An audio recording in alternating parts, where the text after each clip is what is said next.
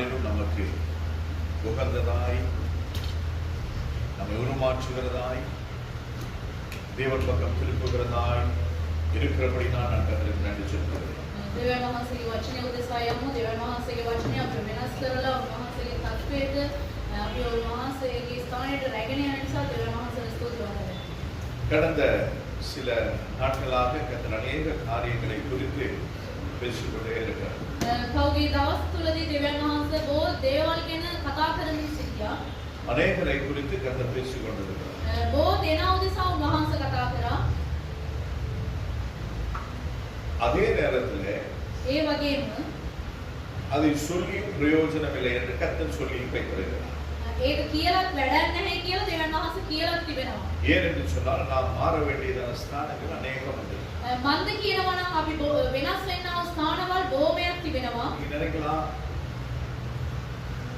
ஏன் இப்படியே பேசிட்டு இருக்கிறார் அப்படி. අපි හිතන්න පුළුවන් ඇයි මෙයා මේවම කතා කරමින් සිටින්නේ மற்ற කියලා. சபைகளை குறித்து மற்ற ஜனங்களை குறித்து எனக்கு அக்கறை கிடையாது. අනිත් සභාව ගැන අනිත් සෙනග ගැන මට කිසිම මේකක් නැහැ. கர்த்தர் எனக்கு கொடுத்த என்னுடைய பிள்ளைகளை குறித்து எனக்கு அக்கறை உண்டு. දෙවියන් වහන්සේ මට දුන්නා වූ දරුවන් ගැන මට ඇවිල්ලා කැක්කමක් තිබෙනවා. ஆண்டுடைய வருகை மிகவும் சமீபமாக இருக்கிறது. දෙවියන් වහන්සේගේ පැමිණීම ඉතා ළඟම තිබෙනවා. இதை எத்தனை பேர் உணர்ந்து கொண்டிருக்கிறீர்களோ அறிந்திருக்கிறீர்களோ தெரியாது. කී දෙනෙකුටද මේක හැඟීමක් තිබෙනවද කියලා දන්නේ නැහැ. அநேக காரியங்களை நம்மை நெருக்கி கொண்டிருக்கிறது. බොහෝ දේවල් ඇවිල්ලා ඒම අපි කතා කරමින් තිබෙනවා. அன்றாட வாழ்க்கை பிரச்சனைகள், දවස්පතා එන්නා වූ ජීවිතයේ වල ප්‍රශ්න, ஒவ்வொரு நாளும் நாங்கள் முகம் கொடுக்கிற புதிய புதிய சோதனைகள், கஷ்டங்கள், දවස්පතා අපි මුහුණ දෙන්නා වූ දවස්පතා අපි මුහුණ දෙන්නා වූ කාර්යවල இதெல்லாம் நமக்கு பார்க்கும் பொழுது சில காரியங்களை நம்மாலே சிந்தித்து பார்க்க முடியாமல் இருக்கிறது. මේ වගේ දේවල් අපි බලනකොට අපිට සිතලා බලන්න බෑ. ஆண்டவருடைய வேதம் தெளிவாய் சொல்லுகிறது. දෙවියන් වහන්සේගේ වචනේ පැහැදිලිව කියනවා. அவருடைய நாள் திருடன் வருகிறதை போல் இருக்கும் என்று. දෙවියන් වහන්සේගේ පැමිණීම සොරෙන් එන දවසක් මෙන් තිබෙනවායි කියනවා. அநேக சொல்லிக் கொண்டிருக்கிறார்கள். බොහෝ කට්ටිය කියනවා ஆண்டவருக்கே வர மாட்டாரு. දෙවියන් වහන්සේ දැම්ම එන්නේ නැහැ. இன்னும் உலகத்துல இருக்கிறவங்க இன்னுமே ரட்சிக்கப்படல. ලෝකේ ඉන්න කට්ටිය තාමත් ගැලවීම ලබලා නැහැ. உலகத்துக்கு சுவிசேஷம் போகணும். ලෝකේට අවිලා සුභාරංචිය යන්න ඕනේ.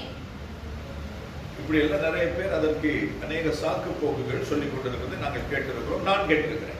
බොහෝ අය අවිලා මෙවන වචනේ කියන එක අවිලා අපි අහලා තියෙනවා. පාලකතුමාත් අහලා තිබෙනවා. பைபிள் போக முடியாத தேசங்களுக்கு கூட இப்ப போன்ல ஆப் இருக்குது. பைபிள் ஆப் இருக்குது, போக முடியும். බයිබල් එක ගෙනියන්න බැරි දේශවල වල තුනම ෆෝන් එකේ ඇප් එක තිබෙනවා. அரபு தேசங்களா இருக்கட்டும், அப்படி இல்லைன்னு சொன்னா என்ன சொல்லுவாங்க,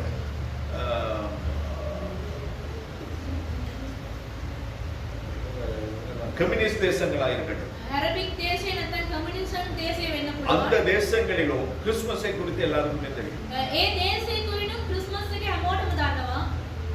ஈஸ்டரை குறித்து எல்லாருக்கும் தெரியும். ඊස්ටර් එක දන්නවා. அப்ப அந்த ரெண்டும் கொண்டாடுகிறதுக்கு காரணமான இயேசு கிறிஸ்துவை கண்டிப்பா எல்லாரும் அறிந்திருப்பார்கள். ඒ දෙකම සමරන්නා වූ දවසේ හේතුව වුණා වූ යේසුස් වහන්සේගේ අනිවාර්ය උන්ට දන්නවා. மாலைதீவுக்கு பைபிள் போக முடியாது, கொண்டு போனா தூக்கி ஜெயில போட்டுருவாங்க. මාලිතියෝ එකට பைபிள் බයිබලේ ගෙනියන්න බෑ. ඒගොල්ලන්ව අත්අඩංගුවට ගන්නවා. அதே போல இன்னும் கம்யூனிஸ்ட் தேசங்களிலே, அதாவது சைனா போன்ற தேசங்களிலே கிறிஸ்தவம் இல்லை என்று சொல்லுகிறார்கள். சீனிய வகைම කමියුනිස්ට් දේශවල වල ක්‍රිස්තියානි නැහැ කියලා කියනවා. ஆனால் உலகத்துக்கே பெரிய, அதாவது பிரம்மாண்டமான அச்சு, அதாவது பிரிண்டிங் பிரிண்டர் வந்து அங்கதான் இருக்கு. මේ ලෝකයේම ලොකුම printer එක ඇවිල්ලා ඒ තමයි அப்ப තිබෙන්නේ. அங்க இருந்து தான் பைபிள் உலகத்துக்கே பிரிண்ட் ஆகி போகுது. ඒ ස්ථානයේ ඉඳලා තමයි මේ ලෝකයටම ඇවිල්ලා බයිබලේ print වෙලා යන්නේ. ஏதோ வச்சோம் அப்படி எடுத்தோம்னு சொல்லி வைக்க முடியாது. උන් මෙන්න ගත්තා තිබ්බයි කියලා කියන්න බෑ. டைம் செட் பண்ணணும், සෙට් කරන්න ඕනේ සියලු දේවල්. ப்ரூஃப் பார்க்கணும், ප්‍රූෆ් එක බලන්න ඕනේ. கரெக்ஷன் பண்ணணும், කரெක්ෂන් බලන්න ඕනේ. மறுபடியும் போடணும். ඊළඟට දාන්න ඕනේ. அப்ப பிரிண்ட் எடுக்கிறவங்க, ப்ரூஃப் பார்க்கறவங்க வேதத்தை வாசிச்சிருப்பாங்களா, வாசிச்சிருக்க மாட்டாங்க. print එක ගන්න කට්ටිය බයිබලේ කියවන්න නැතුව ඉඳීද? அவங்க கம்யூனிஸ்டா இருக்கட்டும், அவங்க அதாவது நாஸ்திகராகவே இருக்கட்டுமே, කමියුනිස්ට් වෙන්න පුළුවන් ඒගොල්ලෝ. ஆனாலும் அவர்களும் வேதத்தை வாசித்திருக்கிறார்கள். එනමුත් ඒගොල්ලන් බයිබලේ කියවලා அப்ப තිබෙනවා. யாருக்கும் எந்த ஒரு சாக்கு போக்கும் சொல்ல முடியாது. කාටවත් ඇවිල්ලා මුකුත් කියන්න බෑ. கர்த்தரை ஆராதிக்கிற இருக்கிற சபைகள் கூட நிர்விசாரமாக இருக்கிறதை நாங்கள் பார்க்கிறோம். දෙවියන් වහන්සේව දැනගෙන බයිබලේ දැනගෙන ඉන්න කට්ටියවත් නොමග යනවා. ஆசீர்வாதத்தை குறித்தே பேசுகிறார்கள். ආශිර්වාදය ගැනම කතා කරනවා. சாபம் இல்லை என்கிறார்கள். සාපය නැහැ කියනවා. பரிசுத்தம் தேவையில்லை என்கிறார்கள். සුත්තකම ඕනේ නැහැ ஒருத்தர் කියනවා. ரட்சிக்கப்பட்டா போதும் நாங்க பரலோகத்துக்கு போயிடுவோம் என்கிறார்கள். එක වතාවක් ගැලීම ලැබුවොත් ඇති ස්වර්ග රාජ්‍යයට යන්න පුළුවන් කියනවා. ஆனால் அதை எதுவுமே வேதம் சொல்லவில்லை. ඒ කිසිම දෙයක් බයිබලේ කියලා නැහැ. குமாரனுடைய சாயலுக்கு ஒத்த சாய் நமக்கு வர வேண்டும் பரலோகத்துக்கு போகிறது. පුත්‍රයාණන් වහන්සේගේ ස්වරූපය අප තුළ එන්න ඕනේ. ඊට තමයි ස්වර්ග රාජ්‍යයට යන්න எனவே පුළුවන්. சபை ஆயத்தப்படுங்கள். සභාව ඒකට ඔබලා සූදානම් වෙන්න. ஏனோக்கு தேவனோடு கூட சஞ்சரித்தான். ඒනොක් දෙවියන් වහන්සේත් එක්ක ගමන් කරා. ஆனாலும் அவனுடைய குடும்பத்தை அவன் விசாரித்தான். ඒ නමුත් තමන්ගේ පවුල ගැන ඔයාලා සොයලා බැලුවා. குடும்பத்துக்காக நீங்கள் வேலை செய்ய வேண்டும். පවුල උදෙසා වැඩ කරන්න ඕනේ. பிள்ளைகளுடைய எதிர்காலத்துக்காக படிப்பிக்க வேண்டும். පවුලේ දරුවන් උදෙසා ඔයගොල්ලෝ වැඩ කරන්න ඕනේ. பருவம் வரும் பொழுது அவர்களுக்கு திருமணத்தை நடத்த வேண்டும். ඒගොල්ලෝ ලොකු මහත් වෙන විටදී ඒගොල්ලන්ට විවාහ කාර්ය කළ இது දෙන්න. எல்லாம் நடக்க வேண்டியதுதான். මේ සියලු දේවල් වෙන යුතු දේ. ஆனால் இவைகளுக்கு மத்தியிலே நானும் நீங்களும் ஆயத்தத்தோடு கூட இருக்க வேண்டும். මේකටත් වඩා ඔබ සමම වෙලා සූදානම්ව සිටින්න ඕනේ. ஏதாவது நடந்துருச்சுனா මොනවාරි උනායින් පස්සේ அப்படின்னு சொல்லி யாராவது காசை ஒரு பக்கமா வச்சு வைக்காம இருக்கிறீங்களா? මුදල් අරගෙන කොයි පැත්තේ හරි තියලා තිබෙනවා. திடீர்னு பிள்ளைக்கு சுகம் இல்லாம போயிருச்சுனா ඔයගොල්ලන්ට දරුවට අසනීපයක් උනායින් පස්සේ ஏழாத காலத்துல බැරි වුණා දවසට எனக்கு பணம் தேவையே මට මුදල් අවශ්‍යයි. அப்படின்னு சொல்லி யாராவது வைக்காம இருக்கிறீங்களா? ஒரு கொஞ்சம் அப்படி කවුරු හරි ටිකක් අරන් තියලා නැතුව ඉන්නවද? அப்ப இப்படி நம்மால வைக்க முடியும் என்றால் මේම අපිට තියලා තියන්න පුළුවන් නම් ஏன் இந்த ஆத்மாவுக்காய் நாங்கள் பரிதவிக்க முடியாது? අපි මේ ආත්මය උදෙසා අපිට වෙලා වේදනාවක් එන්නේ නැහැ. சொல்ல முடிஞ்சது சொல்ல மட்டும்தான் என்னால முடியும். කියන්න විතරමයි පුළුවන්. வழியை மட்டும் தான் காட்ட முடியும். ඒ මාර්ගයේ පවණමයි පෙන්වන්න. ஆனால் அந்த வழியிலே போக வேண்டியது நீங்களும் நானும். ඒ මාර්ගයේදී ගමන් කරන්න ඕනේ ඔබ සමම. நாம் எல்லாருக்கும் ஒன்றா இயேசு கிறிஸ்து தன்னுடைய வழியை காண்பிக்கிறார். අපි හැමෝටම එකාකාරව යේසුස් වහන්සේ තමන්ගේ මාර්ගය පෙන්වලා எனவே දෙනවා. அவருடைய வழியிலே பின்பற்ற வேண்டியது பயணப்பட வேண்டியது நானும் நீங்கள். උන්වහන්සේගේ මාර්ගයේ යන එක අපගේ යුතුයකමක් ஒரு ஊழியக்காரனாக ඒක සේවකෙක් உங்களுடைய ஆவிக்குரிய தகப்பனாக ආත්මික පියෙක් ලෙස உங்களுக்காய் பரிதவிக்க முடியும். ඔයගොල්ලෝ උදෙසා වේදනාව දරන්න පුළුවන්. உங்களுக்காய் ஜெபிக்க முடியும். ඔයගොල්ලෝ උදෙසා යාඥා කරන්න පුළුවන්. உங்களுக்காய் சத்தியத்தை சொல்ல முடியும். ඔයගොල්ලෝ උදෙසා සත්‍යතාවය කියන්න அதை පුළුවන්. ஏற்றுக்கொள்ளுகிறது விடுகிறது உங்களுக்கு பொறுத்து. ඒ පිළිගන්න එක ඒවා එපයි කියන එක ඔයගොල්ලන් அதை சொல்லவில்லை என்றால் ஆண்டவர் என்னிடத்திலே கணக்கு கேட்பார். ඒක කිව්වේ නැත්තම් දෙවියන් වහන්සේ පාලකතුමාගෙන් ඒක அதை අහනවා. சொல்லிட்டு அந்த இரத்த பலியை கர்த்தர் உங்களிடத்திலே கேட்பார். ඒක කිව්වන් පස්සේ ඒ ලේවල පිළේ ඇවිල්ලා දෙවියන් වහන්සේ அப்படியே ඔයගොල්ලන් கேட்கவில்லை முரட்டாட்டமாய் இருக்கிறீர்கள் என்று சொன்னார். ඒවත් අහන්න නැතුව උඩඟුකමින් සිටිනවා නම් ஆண்டவருடைய சத்திய வேதம் ஒரு அனுமதியை கொடுத்திருக்கிறது.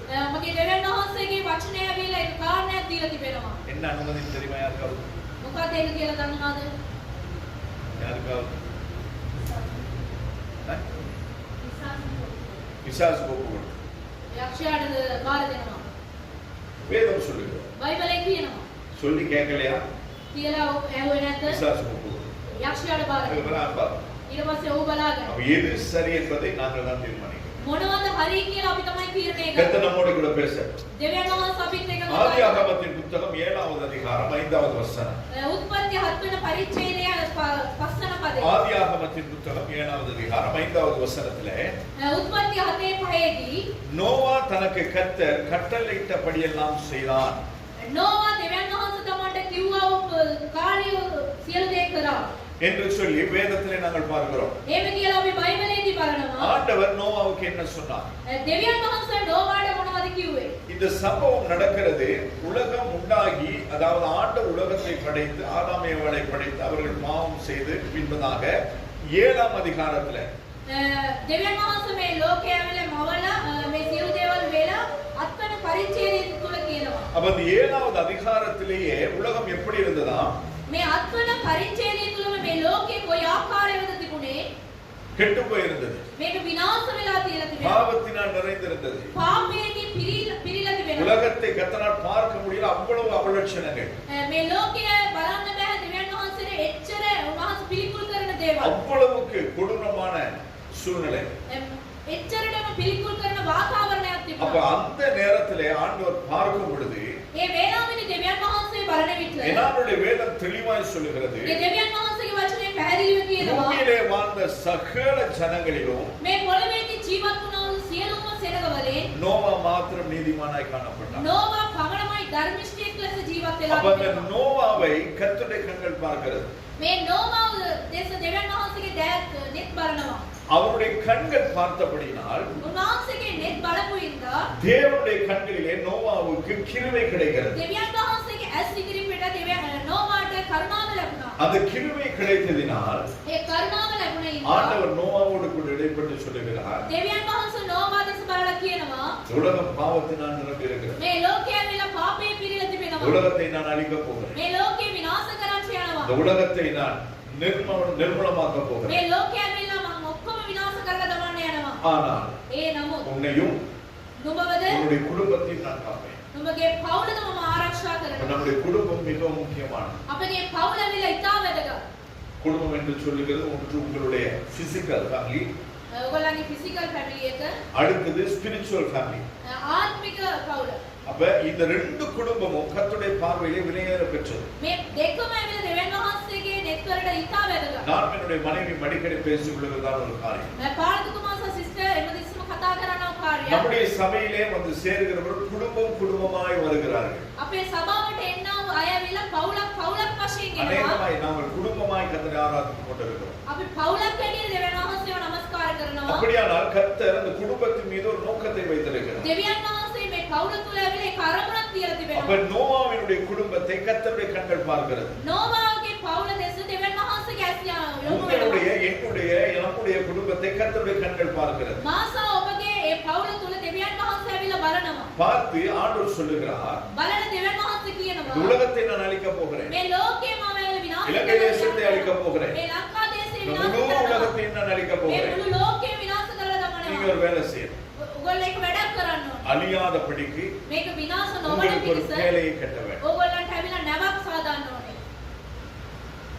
ஒரு பேழையை கட்ட வேண்டும். ඒක නැවක් සාදන්න ඕනේ. உங்களுக்கு என்று ஒரு ஸ்தானத்தை ஏற்படுத்த வேண்டும். ඕගොල්ලන් උදෙසා එක ස්ථානයක් ඕගොල්ලෝ පිළියෙල කරන්න ඕනේ. அப்படி சொல்லி එහෙම කියලා ஆண்டவர் நோவாவுக்கு சில காரியங்களை அந்த அந்த வேலையை செய்யும்படியாக சொல்லுகிறார். දෙවියන් වහන්සේ නෝවාට මේ වගේ නැවක් හදන්න කියලා මේ இதற்கு කාර්යයක් කියනවා. முன்பதாகவும் நான் உங்களோடு கூட இந்த காரியத்தை நான் வியாக்கியானப்படுத்தி இருக்கிறேன். මේකට කලින් මේ දේශනාව දීලා තිබෙනවා. நாங்க எல்லாரும் வீடு செய்யும் பொழுது අපි හැමෝම වැඩ කරන විට முதலாவது நாங்க என்னத்தை செய்வோம், என்னத்தை வைப்போம், අපි මුලින් මොනවද කරන්නේ? ஃபவுண்டேஷன் போடுவோம், ෆවුන්ඩේෂන් එක දානවා. வயல் அடிப்போம். இதெல்லாம் செய்து முடிச்ச பிறகு මේ සියලුම දේවල් කරලා ඉවර වුණායින් පස්සේ கதவு எங்க வைக்கிறேன்னா முதல்ல தேடுறது. දොර කොහෙද තියෙන්නේ කියලා තමයි අපි හොයන්නේ. ஆனால் ஆண்டவருடைய பிளான் அது கிடையாது. දෙවියන් වහන්සේගේ සැලසුම ඒක නෙමෙයි. 6வது அதிகாரம் 16வது வசனத்தை நாங்கள் பார்க்கிறோம். අය 16 අපි බලනවා. நீ பேழைக்கு ஒரு ஜன்னலை உண்டு பண்ணி, නුඹ ඇවිල්ලා ඒ නැවට ඇවිල්ලා ඇතුළු වෙන ස්ථානයක් சாதලා அட்டுவன ஸ்தானம் ஹை நாஸ். நீ பேழைக்கு ஒரு ஜன்னலை உண்டு பண்ணி නැවේ දොරක් சாதලා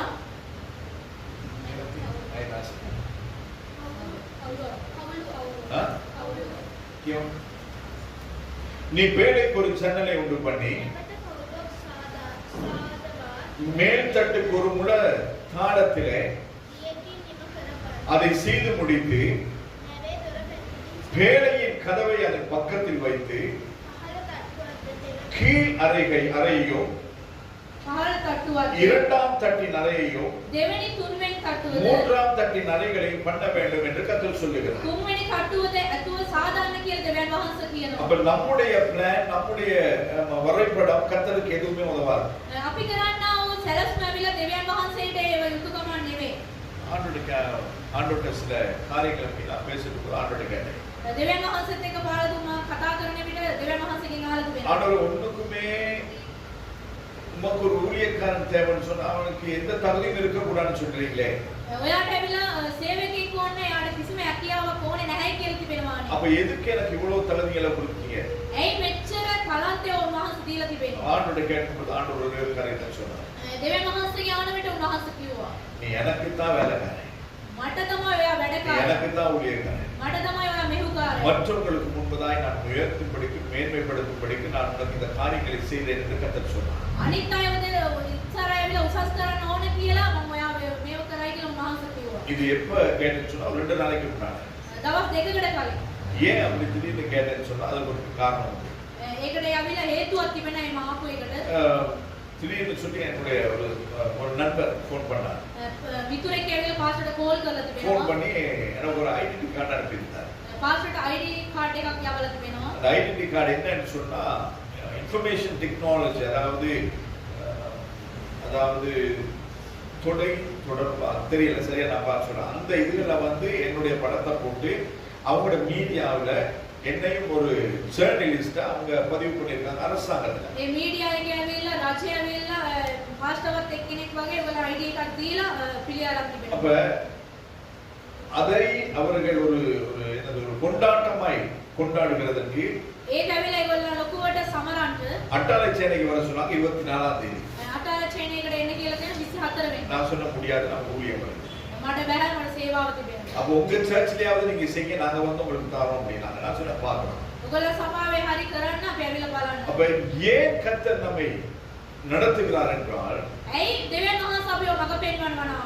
தேவனுடைய பிள்ளைகளாகிய நாங்கள் நீங்கள் எங்கேயும் போய் யார்கிட்டையும் அடிமைகளாய் இருக்க கூடாது என்பதற்காக. දෙවියන් වහන්සේගේ දරුවන් போய் ළඟවත් ගිහිල්ලා ඇවිල්ලා බහල්ලෙක් ඇටියට ඉන්න හොඳ නැහැ. ஆனால் எல்லாவற்றையும் நாங்கள் பெற்றுக்கொண்ட பின்பதாக හැමදේම අපි ලබා ගත්තයින් පසුව தேவனை நாங்கள் மறந்து போகக்கூடாது. දෙවියන් වහන්සේව අමතක කරන එක இன்னைக்கு அநேகர் அப்படிதான் தேவன் கொடுத்த ஈவுகளை மறந்து வாழ்ந்து கொண்டிருக்கிறோம். දෙවියන් වහන්සේ දීලා තිබෙනවා ඒ සෑම කාර්යයම අමතක කරලා ජීවත් அப்ப වෙනවා. ஆண்டவர் நோவாவை பார்த்து சொல்லுகிறார், දෙවියන් වහන්සේ නෝවා දෙස බලලා ஒரு කියනවා மேடையை உண்டு பண்ண வேண்டும். ඒක නැවත් සාදන්න அதிலே ඕනේ. முதலாவது ஒரு ஜன்னலை மேலே நீ ஸ்தாபிக்க வேண்டும். ජනේලයක් උඩ ඇවිල්ලා සාදන්න ඕනේ. அந்த ஜன்னலுக்கு ஒரு முழ தாளத்திலே ඒකට පල්ලෙයින්ම ஒரு கதவை வைக்க வேண்டும். ඒක දොරක් සාදන්න ඕනේ. அதுக்கு பின்பதாக இரண்டாவது தட்டு மூணாவது தட்டு நீ செய்துட்டு போலாம். ඊට පස්සේ ඇවිල්ලා දෙවෙනි එක තුන්වෙනි එක කියලා තට්ටු සාදන්න පුළුවන්.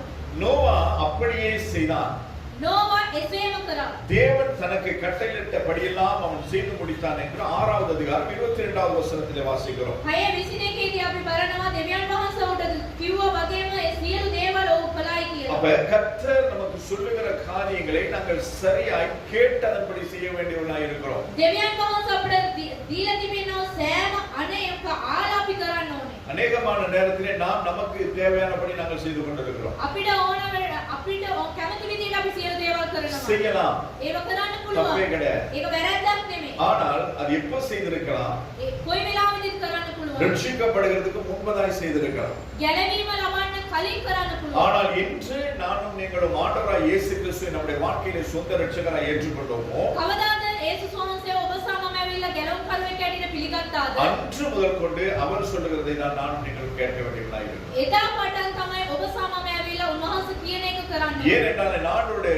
சத்திய வேதம் சொல்லுகிறது, අපගේ දෙවියන් වහන්සේගේ සත්‍ය වචනේ කියනවා. அவர் நம்மை விலை கொடுத்து வாங்கியிருக்கிறார். උන්වහන්සේ ඇවිල්ලා මිලයක් කොට දීලා අපිව අරන් තිබෙනවා. அவருடைய இரத்தத்தினால் நம்மை வாங்கியிருக்கிறார். උන්වහන්සේගේ ලේවලින් අපිව අරන් இந்த තිබෙනවා. சபையை அவர் இரத்தத்தினால் சம்பாதித்திருக்கிறார். මේ සභාව උන්වහන්සේගේ ලේවලින් උන්වහන්සේ අරන් அப்ப அந்த තිබෙනවා. சபையின் அவயவங்களாய் இருக்கிற நான் நீங்களும் தலை சொல்ற மாதிரி தான் கேட்கணும். සභාවේ උනා ඔබ සමග ඇවිල්ලා ඒ ඉස්ස කියනවා වගේ තමයි සිටිනවා. இடம் நம்மளதா இருக்கலாம், මේ ස්ථානය අපේ වෙන්න පුළුවන්. பிசினஸ் நம்மளதா இருக்கலாம், බිස්නස් එක අපේ වෙන්න පුළුවන්.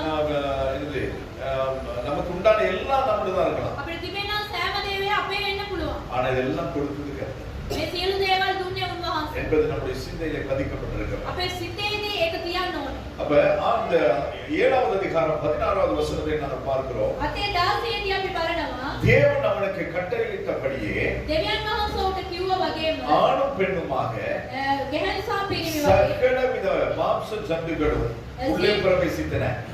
සියලුම මුර්ගියෝ ඒකට ඇතුල් වුණා. அப்பொழுது கர்த்தர் அவனை உள்ளே விட்டு கதவை அடைத்தார். ඒ විට දෙවියන් වහන්සේ ඔහු ඇතුළට දාලා දොර වසා තිබෙනවා. வேலை செய்தது யாரு? නැව සෑදුවේ කවුද? வேலை யார் செய்தது? நோவா. නෝවා සෑදුවේ. கிட்டத்தட்ட 100 வருஷத்துக்கும் அதிகமான காலங்கள் நோவா வேலை செய்திருக்கிறார். අවුරුදු 100කට වඩා ඒ නැව சாதன තිබෙනවා නෝවා. வேலை செய்யும் பொழுது அவர் தனிமையாய் அந்த வேலை செய்திருக்க முடியாது. ඒ නැව சாதன විට තනියෙන් ඒක කරන්න බෑ. அதாவது அதுவரையும் இல்லாத மாதிரி ஒரு அதுதான் முதல் தரம் வேலை செய்யப்படுகிறது. පළවෙනි වතාව නැවක් சாதනවා. நோவாவுடைய நாட்களிலே தான் முதலையாக பூமியிலே மழை பெய்தது. නෝවාගේ කාලය තුල තමයි මේ පොළවට ඇවිල්ලා වර්ෂාව ආවේ. அப்ப மழையே பெய்தில்லாத ஒரு காலத்திலே ඒ වැස්සම නැති වුණා ඔය දවස්. மழைன்னு சொல்லி ஒன்று வரப்போகுது. වැස්සක් එන්න යනවා. இந்த பூமி எல்லாம் வெள்ளத்தினாலே அழிய போகுது. මේ පොළව ඇවිල්ලා ගම්මතුරේ විනාශ වෙන්න යනවා. அப்படின்னு சொன்னா யாராவது ஏத்துக்குவாங்களா? කවුරු හරි ඒක පිළිගන්නවද? சொல்லுங்க, ஏத்துக்குவாங்களா? ஏத்துக்க மாட்டாங்க. පිළිගන්නේ ஏன்னா மழைனால என்னன்னு தெரியாது. වැස්ස කියන්නේ මොකද්ද කියලා දන්නේ නැහැ. ஆனாலும் நோவா கர்த்தர் சொன்னபடி செய்கிறார். ඒ නමුත් නෝවා දෙවියන් වහන්සේ කිව්ව ආකාරයට அது කරනවා. செய்துட்டு இருக்கும் பொழுது ඒ මෙයා කරමින් සිටින ஜனங்களுக்கு විට சொல்லுகிறார். සෙනගට කියනවා. கிட்டத்தட்ட 120 வருஷங்கள் 120ක් අවුරුදු ගණනක්. மழை வரப்போகுது. වහින්න යනවා. ஆண்டவர் பூமியை அழிக்கப் போகிறார். දෙවියන් වහන්සේ මේ පොළ විනාශ மனம் කරන්න යනවා. திரும்புங்கள். ඔයගොල්ලෝ වෙනස් වෙන්න. உங்கள் பாவ வழியை விட்டு விலகுங்கள். ඔයගොල්ලන්ගේ පාප ජීවිතය අතහැරලා கர்த்தருக்கு ඉන්න. கீழ்ப்படியுங்கள். දෙවියන් වහන්සේට කීකරු உங்கள் වෙන්න. பொல்லாத வழிகளிலே இருந்து நீங்கள் வெளியிலே வாங்க. ඔයගොල්ලන්ගේ නපුරු මාර්ගයෙන් ඔයගොල්ලෝ அப்படின்னு පිටට ஒரு நாள் ரெண்டு நாள் கிடையாது. දවසක් දවස් දෙකක් නෙමෙයි. நம்முடைய சபை ஆரம்பித்து 17-18 வருஷம். අපේ සභාව පටන් අරගෙන 17ක් 18ක් இன்னும் වෙනවා. ஆண்டவருடைய வருகை குறித்து பேசிக் கொண்டிருக்கிறோம். තවත් දෙවියන් වහන්සේගේ ඊම ගැන කතා කරමින් இன்னும் සිටිනවා. கேட்டு நாம் இன்னும் ஆயத்தமாகவில்லை. අපි තාම ආලයකට අපි ஆனால் වෙනස් වෙලා නැහැ. நோவாவோ ඒ නමුත් නෝවාද 120 வருஷங்கள் பேசுறாரு. එක අවුරුදු 120ක් කතා அங்க කරනවා. வந்து வேலை செய்யறவங்க, ஆணி அடிக்கிறவங்க, பலகை செய்யறவங்க, தட்டு வைக்கிறவங்க, ஊரை போடுறவங்க, மரம் தூக்கிட்டு வரவங்க எல்லார்கிட்டயும் அவர் பேசிட்டே இருக்கிறார். ඒ නැවසා ගන්න වැඩ කරන සෑම දෙනාගේම නෝවා කතා කරනවා. ஒரே காரியம் தான். එකම දෙයක්. மழை வரப்போகுது, බහින්න යනවා. வெள்ளம் வரப்போகுது, ගම්මතුරයන් එන්නේ உலகம் යනවා. அழிய போகுது, මේ ලෝකේ විනාශ වෙන්න மனம் යනවා. திரும்புங்க.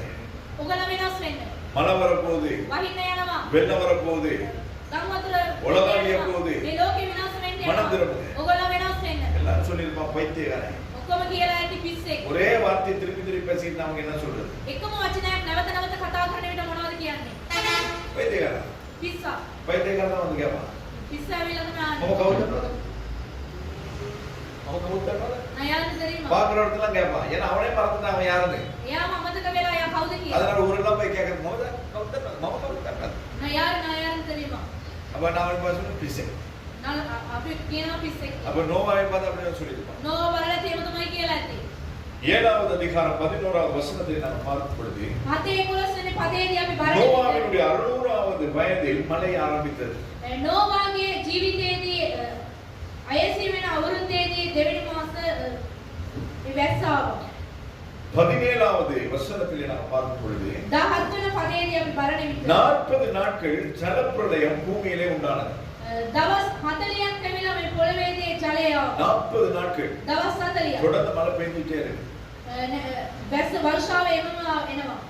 அதுக்கு பின்பதாக ඊට පසුව 8வது அதிகாரம் 13வது வசனத்தை நாம் பார்க்கிறோம். 8:13දී අපි බලනවා நோவாவினுடைய 601வது வயசிலே නෝවාගේ 601 වෙනි අවුරුද්දේදී பூமியின் மேல் ஜலம் வற்றி போயிற்று. පොළවේදී ඒ මතු පිට ඒ වතුර ඇවිල්ලා නැවතී ගියා. ஒரு வருஷத்துல எத்தனை நாள்? අවුරුද්දේ දවස් කීයද? 365. 365. மழை பெய்தது எத்தனை நாள்? වැස්ස ආවේ දවස් කීයද?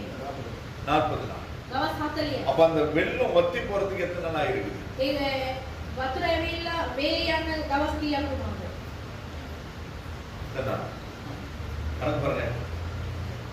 365 40 போச்சுன்னா 325. 325 நாட்கள். 325 දවසක්. இந்த 325 நாட்களும் මේ දවස් 325 දවසම நோவாவும் නෝවා සහ அவனுடைய குடும்பமும் ඔහුගේ පවුල அந்த பேழைக்குள்ளே அவன் சேர்த்து கொண்டதான். ஆண்டவர் சொன்னார் எல்லா மிருக ஜீவன் சந்துகளிலும் 2 ஆணும் பெண்ணுமாக ஜோடி ஜோடா உள்ள சேர்த்துக்கோ. ඒ සෑදුවව නැව ඇතුළට ඇවිල්ලා පිරිමිසා ගැහණු වගේම දෙන්න ඇතුළට යවන්න කියලා. அப்படின்னு ஆண்டவர் சொந்த பூமியினுடைய எல்லாவற்றையும் சேர்த்துக்கோ. මේ පොළවේ තිබෙන සෑම කාර්යම ඇතුළට ගන්න කියලා. அப்ப அதுக்குள்ள என்ன நடந்திருக்குது? ඒ තුල මොන මොනවද කියලා சிங்கம், සිංහයා, புலி, කොටියා, கரடி, වලහ, பாம்பு, නයා இது எல்லாமே உள்ளதா இருந்தது. මේ ඔක්කොම ඇතුළේ තමයි ඉන්නේ. ஆனால் இவை எல்லாம் உள்ளே இருந்தாலும் මේ සියලු දේවල් ඇතුළේ තිබුණත් ஒரு வருஷம் අවුරුද්දයි. மழை 40 நாட்கள், දවස් 40යි වැස්ස. வெள்ளம் வத்தி போக 325 நாட்கள். ඒ ගම්පතර සෑදී සිටි යන්න ඇවිල්ලා அப்ப அந்த வெள்ளம் வந்து ஆண்டவர் அந்த பேழையின் கதவை அடைக்கிறதுக்கு முன்பதாகவே இது எல்லாத்தையும் நோவா ஏத்திருக்கிறார் உள்ள. මේ දොර වහන්න කලින් දෙවියන් වහන්සේ වහන්න කලින් මේ සියලු දේවල් அப்ப ඇතුළේ 100 வருஷத்துக்கும் அதிகமாக இந்த ஜீவ சந்துக்கள் உள்ளே இருக்கிறது. අවුරුදු 100කට කලිනුත් ඇවිල්ලා මේ සතුන් ඇතුළේ ඉන්නවා. புலி என்ன சாப்பிடும்? කොටියා මොනවද කන්නේ? சத்தமா சொல்லு. இறைச்சி மனுஷனை சாப்பிடும். මනුෂ්‍යයා කනවා. ஆடு மாடு மான் மரம் இதெல்லாம் அடிச்சு சாப்பிடும். හරකා එළුවයි මේ වෙන සත්තුන් තමයි කන්නේ. அதே போலதான் சிங்கமும். ඒ වගේම තමයි සීයා. யானைக்கு அதுக்கு சாப்பாடு கொடுத்தே கத்தாது. අලියට ඇවිල්ලා කැම දීලා பனையிலையா போடணும், කල් කොළම දෙයක්. அப்படி இல்லைன்னா வாழையிலையா போடணும், කෙසෙල් කොළම வாழை දාන්න. தாரா போடணும். කෙසෙල් කැම දාන්න ඕනේ. கரடி என்ன சாப்பிடும்? වලහා මොනවද කරන්නේ? அதுவும் அப்படிதான். එයත් ඒ වගේම. பாம்பு எப்படி නය කොහොමද? பாக்குறவங்க எல்லாம் ஒத்தும். බලන හැමෝම කරනවා. உள்ள உள்ளதே 8 பேர். තුලෙම ඉන්නේ அந்த 8 பேரையும் அது எத்தனை தடவை ஒத்திருக்கும்? මේ 8 දෙනා කී සැරයක් ඇවිල්ලා அப்ப කෂ්ටවල. உள்ளே இருந்த இத்தனை ஜந்துக்களும் මේ ඇතුලේ හිටියව සෑම සත්වයන්ම தங்கள் சுபாவங்களை மாற்றிக் கொண்டிருந்திருக்கிறது. ඔවුන්ගේ ඇවිල්ලා ගුණාංගය වෙනස් කරලා තිබෙනවා. වෙනස් කරලා තිබෙනවා. நம்ம சுபாவம் மாறி இருக்கிறோம். අපගේ ගුණාංගය වෙනස් වෙලා තිබෙනවා. சபைக்கு வந்து பல வருஷங்கள் ஆயிடுச்சு. සභාවට ඇවිල්ලා අවුරුදු ගාණක් වෙලා சில තිබෙනවා. 5 வருஷம் 8 வருஷம் சில பப்பி எல்லாம் ஆரம்பிச்ச நாட்கள்ல இருந்திருக்கிறாங்க. 5 8යි සහෝදර ඔබේම අවුරුදු ගාණක් யாரையும் குற்றப்படுத்தவில்லை. පාඩවත් වැරදියක් நான் சிந்தித்து பார்க்கும்படியா நான் கேட்கிறேன். සිතලා බලන පිණිස මම කියන්නේ. ரட்சிப்புக்கு முன்பதாக, ගැලවීමට කලින් சபைக்கு வருகிறதுக்கு முன்பதாக සභාවට එන්න කලින් உங்களுடைய சுபாவங்கள் எப்படி இருந்தது? ඔයගොල්ලන්ගේ ගුණාංගය කොහොමද තිබුණේ? சபைக்கு வந்த பின்பதாக, සභාවට ආවයින් පස්සේ ரட்சிக்கப்பட்ட பின்பதாக, ගැලවීම ලැබුවායින් පස්සේ இப்பொழுது දැන් இன்று අද உங்களுடைய சுபாவம் எப்படியா இருக்கு? ඔයගොල්ලන් ගුණාංගය කෙසේද තිබෙන්නේ? நமக்கு ஸ்தானம் தான் மாறி இருக்குதே ஒழிய අපිට ඇවිල්ලා ස්ථානයෙන් තමයි වෙනස් இன்னும் වෙලා நம்முடைய තිබෙන්නේ. சுபாவ மாற்றங்கள் இன்னும் ஏற்படவில்லை. අපගේ ගුණාංගය තාම වෙනස් වෙලා இந்த නැහැ. கத்தோலிக்க சபையில் ஆராதித்தோம். කලින් ඇවිල්ලා කතෝලික සභාවල இப்போ ஒரு ஆவிக்குரிய சபை என்று சொல்லப்படுகிற இடத்துல ஆராதிக்கிறோம். දැන් ආත්මික සභාවක් කියන ස්ථානයේදී නමස්කාර முன்ன කරනවා. இந்துவாய் இருந்தோம், කලින් ඇවිල්ලා හින්දු இப்ப වගේ கிறிஸ்தவர்களாய் இருக்கிறோம். දැන් ඇවිල්ලා ක්‍රිස්තියානි முன்ன වෙලා இஸ்லாமாய் பௌத்தர்களாய் இருந்தோம், කලින් ඇවිල්ලා මුස්ලිම් බෞද්ධයෙක් இப்பொழுது நாங்கள் වෙලා இயேசு கிறிஸ்துவை பின்பற்றிக் கொண்டிருக்கிறோம். දැන් යේසුස් වහන්සේ පිළිපදින්න ஆனால் ஸ்தானம் மாறி இருக்கிறதே ஒழிய இன்னும் நம்முடைய சுபாவங்கள் மாறவில்லை. ස්ථානයේ පමණමයි වෙනස් වෙලා තිබෙන්නේ. අපි වෙනස් වෙලා නැහැ තාම. நத்தம் பார்த்திருக்கீங்க? நத்தம் குருவே. ගොළු වැල දැකලා තිබෙනවද? நத்தை எப்படி நடக்கும்? ගොළු වැල කොහොමද ඇවිදින්නේ? அது நிக்கிதா போகுதானே தெரியாது. ඔව් ඉන්නවද යනවද කියලාවත් දන්නේ නැහැ. அந்த நத்தம் கூட போய் உள்ள சேர்ந்திருக்குது. ඒ ගොළු වැලත් ඇතුළට ගිහිල්ලා ඉන්නවා. ஆனா இன்னைக்கு எத்தனை பேர் நாங்க சபை கூடுதலை விட்டு விடுகிறோம், எத்தனை பேர் சபை கூடுதலை அலட்சியப்படுத்துகிறோம். කී දෙනෙක් ඇවිල්ලා සභාව ගැන කිසිම මේක කන්නේ නැතුව ජීවත් වෙනවා. அப்ப அந்த நத்தை தேவனுடைய வார்த்தைக்கு கீழ்ப்படிந்த மாதிரி இன்றைக்கு நம்ம ஜனங்கள் கீழ்ப்படிகிறது இல்லை. ඒ ගොළු වැල දෙවියන් වහන්සේගේ වචනයට කීකරු වෙනවා වගේ අපගේ සෙනඟ කීකරු වෙන්නේ නැහැ. அதனால் தான் அந்த அழிவிலே இந்த ஜீவ ஜந்துக்கள் காக்கப்படும். ඒ ඉන්න තමයි ඒ විනාශයේදී මේ සෑම எனவே සත්‍යයක්ම பூமிக்கு ஒரு பெரிய ஒரு அழிவு வரப்போகிறது. මේ පොළොවට ඇවිල්ලා විනාශයක් වෙන්න பூமியே යනවා. இல்லாமல் போக මේ போகிறது. පොළොව නැති වී යන්න புதிய යනවා. வானமும் புதிய பூமியும் உண்டாக போகிறது. අලුත් අහසට අලුත් පොළොව මැවෙන්න යනවා. இதே பூமிதான் මේ පොළොවමයි நோவாவினுடைய நாட்களில் அழிக்கப்பட்டு மறுபடியும் உருவாயினது. නෝවාගේ කාලයේදී විනාශ වෙලා දැන් වෙනස් වෙලා තියෙනවා. ஆனால் இனிமேல் ஏற்பட போகிற பூமி දැන් ඉන්න වෙන්නව இந்த பூமி கிடையாது. මේ පොළොව නෙමෙයි. அது புதிய வானம் புதிய பூமி. අලුත් ආසත අලුත් පොළොව. அதை குறித்து தான் வெளிப்படுத்தின விசேஷத்திலே நாங்கள் பார்க்கிறோம். ඒ ගැන තමයි අපේ අලුත් එළිදරව් පොතේ அப்ப තියෙන அந்த புதிய வானத்திலும் புதிய பூமியிலும் அந்த புதிய எருசலேமிலும் நானும் நீங்கள் இருக்க வேண்டுமானால் මේ අලුත් අහසේ සහ අලුත් පොළවේ ජෙරුසලේම තුල ඔබ සමම ඉන්න ඕනේ නම් வேலைக்குள் இருக்க வேண்டும். ඒ නැව ඇතුළේ සිටින්න ඕනේ. அநேகமான நேரத்தில் அநேக ஆசீர்வாதத்தில் வந்து போகிறார். බොහෝ වේලාවෙදී උන්වහන්සේගේ ආශිර්වාදය ඒගොල්ලෝ නැති කර இந்த ගන්නවා. இடத்துக்கு ஒரு நாள் வந்தாலும் அவர்களை நம்முடைய குடும்பமாய் நாங்கள் நேசிக்கிறோம். මේ ස්ථානයට එක වතාවක් ආවත් ඒගොල්ලන් අපේ පවුලක් හැටියට අපි அதுக்கு පිළිගන්නවා. பின்பதான் அப்படியே அப்படியே அலைஞ்சிட்டு எப்பயாவது மறுபடியும் வருவான். ඊට පස්සේ ඒකට කොයිදෝ ඇවිදගෙන ඇවිල්ලා ආයෙ එනවා. அப்படியும் நாங்கள் அவர்களை ஏற்றுக்கொள்கிறோம். ඒ වනතුරුත් අපි ඒගොල්ලන් ஆனால் පිළිගන්නවා. அப்படியே அலைந்து திரியும் பொழுது එහෙම ඒගොල්ලන් ඇවිද ඇවිද ඉන්න විට அவர்களுக்கு உண்டான ஆசீர்வாதத்தை அந்த நாளுக்குரிய ஆசீர்வாதத்தை அவர்கள் வந்து போகிறார். ඒ දවසට තිබෙනා මේ ආශිර්වාද උන් නැති කර ගන්නවා. ஹalleluya. හalleluya. ஆனால் நம்முடைய வாழ்க்கையிலே அன்றாடம் ஒவ்வொரு நாளும் நமக்கு ஆசீர்வாதம் வேண்டுமானால் දවස් පතාම අපගේ ජීවිතයේදී ආශිර්වාදය ඕනේ නම් தேவ சமூகத்திலே நாம் அன்றாடம் சேர வேண்டியவர்களாய் இருக்கிறோம். දෙවියන් වහන්සේගේ පාමුල ඇවිල්ලා දවස් පතා යන්න ඕනේ. ஞாயிற்றுக்கிழமை, ඊට දවස புதன்கிழமை, බදාදා දවස வியாழக்கிழமை, බ්‍රහස්පති வெள்ளிக்கிழமை, දවස සිකුරාදා දවස சனிக்கிழமை සෙනසුරාදා இங்க இருக்கிற ஒவ்வொரு கூட்டத்திலும் நாங்கள் கலந்து கொள்ள வேண்டும். මේ හැම රැස්වීමට අපි සහභාගී වෙන්න ඕනේ. சபையை கொண்டு போதான் கர்த்தர் வருகிறார். සභාව එක්ක කරගෙන යන්න තමයි උන්වහන්සේ அந்த பேழையில இருக்கிறவர்களை காக்கிறதுக்கு தான் கர்த்தர் வருகிறார். නැවතුල ඉන්නව කට්ටියව ආරක්ෂා කරන්න அப்ப இந்த பேழையில இருக்க வேண்டிய நாம் මේ නැව ඇතුලේ ඉන්නව අපි இன்னொரு இடத்துல இருந்தா என்ன ஆகும்? තව ස්ථානයක හිටියොත් මොනවද වෙන්නේ? காக்கப்பட முடியாது. ආරක්ෂා කරගන්න බෑ. எனவேதான் நம்மளுக்கு எப்பவும் சொல்றது ඒක තමයි හැම දවසම කියන්නේ. சபை கூடுதலை விட்டு விடாது. සභා රැස් වෙන එක ஞாயிற்றுக்கிழமை மாத்திரம் சபை கூடுதல் கிடையாது. ඊට දවස් විතරක් නෙමෙයි. புதன்கிழமையும் சபையில கூடி ஜெபம் பண்ணணும். බදාදත් රැස්ලා வியாழக்கிழமை යාත්‍රා கூடி ஜெபம் பண்ணணும். බ්‍රහස්පතින්දත් යාත්‍රා வெள்ளிக்கிழமை ஜெபம் பண்ணுகிறோம். සිකුරාදත් යාත්‍රා කරනවා. சனிக்கிழமை நாங்க கற்றுக் கொடுக்கிறோம். සෙනසුරාදා ඉගෙන ගන්නවා. அப்ப எப்பெல்லாம் நமக்கு சபை கூடி வருகிறோமோ அப்பெல்லாம் நாங்க தேவ சமூகத்திலே சேர வேண்டியவர்களாக இருக்கிறோம். කොයි දවස්වල සභාව රැස් වෙන්නේ? ඒ දවස්වල අපි එන්න ඕනේ. ஹalleluya. ஹalleluya. மல்கியா தீர்க்கதரிசன புத்தகம் மல்கியா පොතේදී 3வது அதிகாரம் 10வது வசனத்தை நாங்க பார்க்கிறோம். 3 අපි බලනවා. ஆண்டவர் சொல்லுகிறார், දෙවියන් වහන්සේ என் ஆலயத்தில் ஆகாரம் குறைவுபடாதபடிக்கு මාගේ කූඩාරම තුල ඇවිල්ලා ආහාරය අඩු වෙන්නේ නැතුව உங்கள் காணிக்கைகளையும் தசமபாகத்தையும் என் பண்டகசாலையிலே வந்து கொடுங்கள். මාගේ සෑම පඬුරු සියල්ලම මාගේ ස්ථානෙට ඇවිල්ලා බාර දෙන්න. அப்பொழுது ඒ විතර வானத்தின் பலகணிகளை திறந்து අහසේ කවුළු විවෘත කරලා இடம் கொள்ளாமல் போகும் வரை நான் உங்களை ஆசீர்வதிக்க மாட்டேனோ என்று என்னை சோதித்து பாருங்கள். ඊට නැති වෙනතර ඔයාලට උන් ආශිර්වාදේ කරන්නේ නැතුව සිටීද කියලා මම සෝදිසි කරලා බලන්න. அப்ப ஆண்டவர் எதை திறப்பேன் என்று சொல்லுகிறார்? දෙවියන් වහන්සේ කොයි ස්ථානෙද අරින්නේ කියලා උන්වහන්සේ කියන්නේ கதவையா ஜன்னலையா? දොරද ජනේලෙද? நோவாவுக்கு ஆண்டவர் சொல்லுகிறார், නෝවට දෙවියන් වහන්සේ කියනවා. நீ பேரை உண்டு பண்ண வேண்டிய விதமாவது නුඹ ඇවිල්ලා නැව මෙන්න මෙසේ සාදාන්න. மேல்தட்டிலே ஒரு என்னது பலகணியை உண்டு பண்ணி උඩු මහලේදී මේ ස්ථානයක් ඔයා සාදලා ஜன்னலை ජනේලයක් සාදලා ஒரு முழ தாளத்திலே ටිකක් පල්ලෑනේ ஒரு கதவை உண்டு பண்ணி තව දොරක් සාදන්න.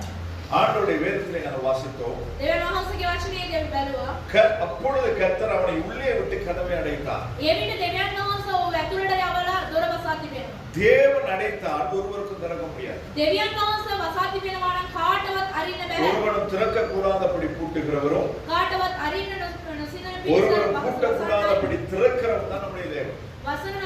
වසන එක අරින්න එක අපේ දෙවියන් அப்ப වහන්සේ. அது அவருக்கு மட்டும் தான் முடியும். ඒක මේ උන්වහන්සේට පමණයි. ஆனால் இந்த மழை நின்று போய் விட்டதா? මේ වර්ෂාව නවතිලා තිබෙනවා. வெள்ளம் தணிந்து விட்டதா?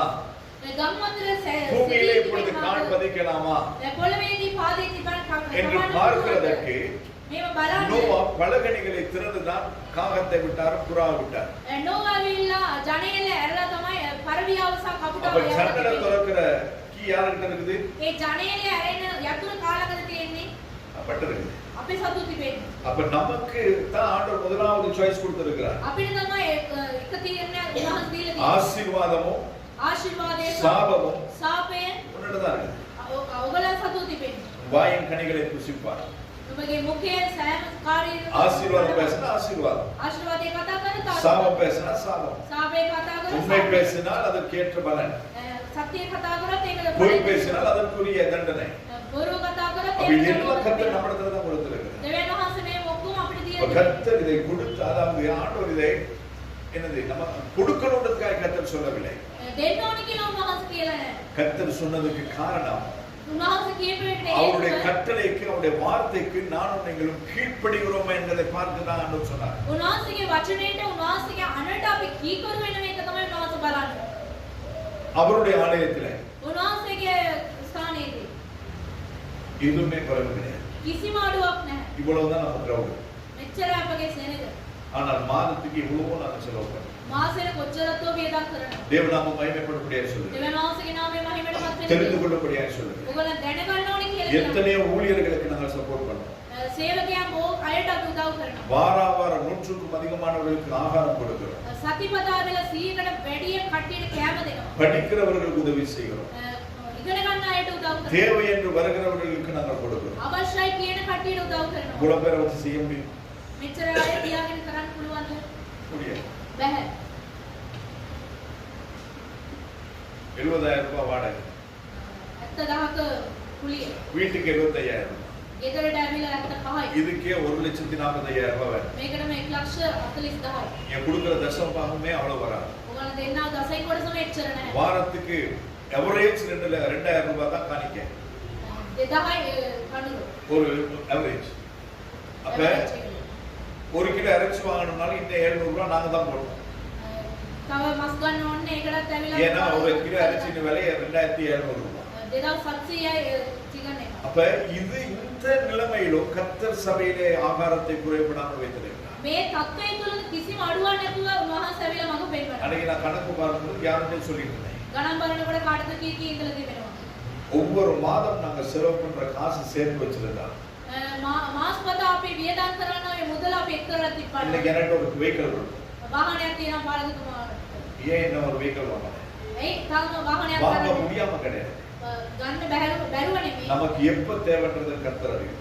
කොයි වෙලාවෙදී ඕනේ කියලා උන්වහන්සේ அப்ப அவர் கொடுத்த அந்த பெஸ்டா கொடுப்பார். ඒව දෙනකොට උන්වහන්සේ ඇවිල්ලා நம்முடைய பலத்தினாலும் நம்முடைய அதாவது மத்தவங்க எல்லாம் பார்க்கணும், பாஸ்டர் கார் வச்சிருக்காரு, அதுக்காக நமக்கு கார் தேவை. මාස්ටර් කාර් තියාගෙන ඉන්නවා ඒව කියලා බලන්න ඕනේ නෙමෙයි.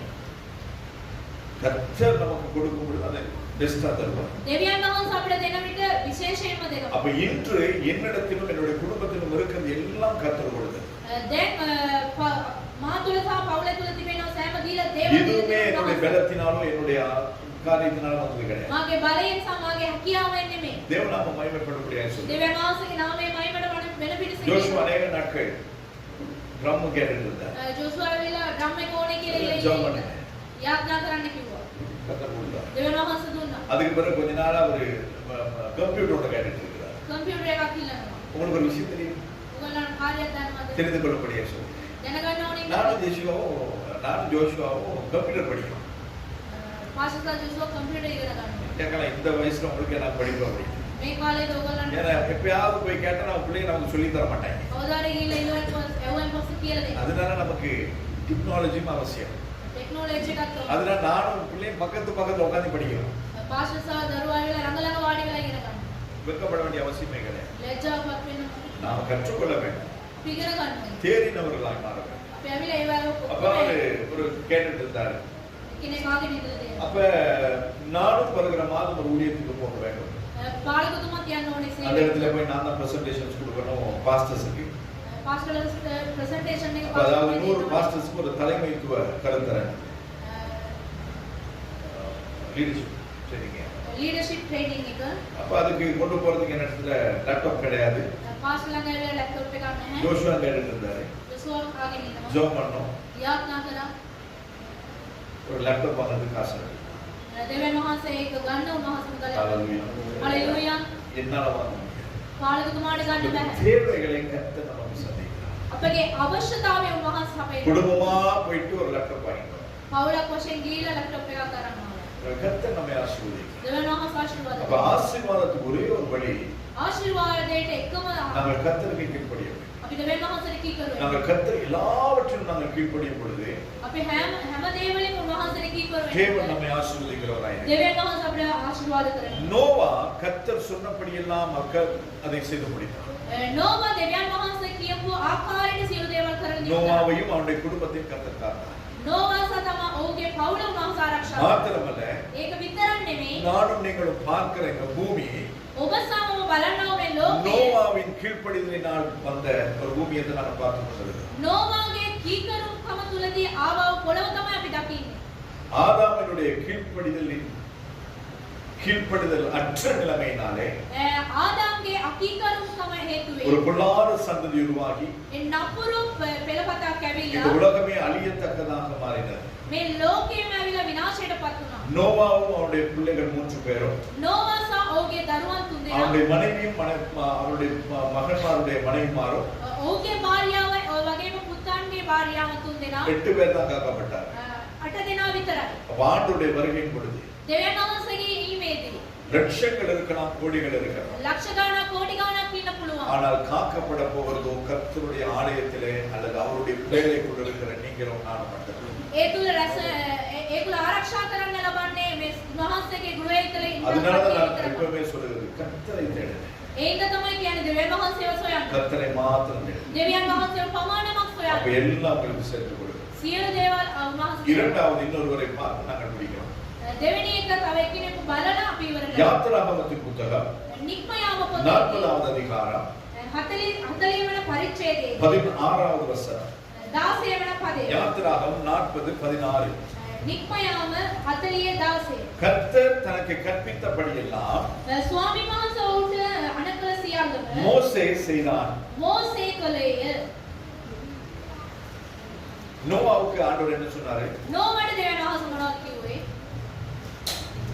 நோவாவுக்கு என்ன சொல்றாரு? නෝවට මොනවද කිව්වේ? கட்டளை கொடுக்கிறார். අණ දෙනවා. மோசேக்கு என்ன சொல்லுகிறார்? මෝසස්ට මොනවද කියන්නේ? கற்பிக்கிறார். අණ කරනවා.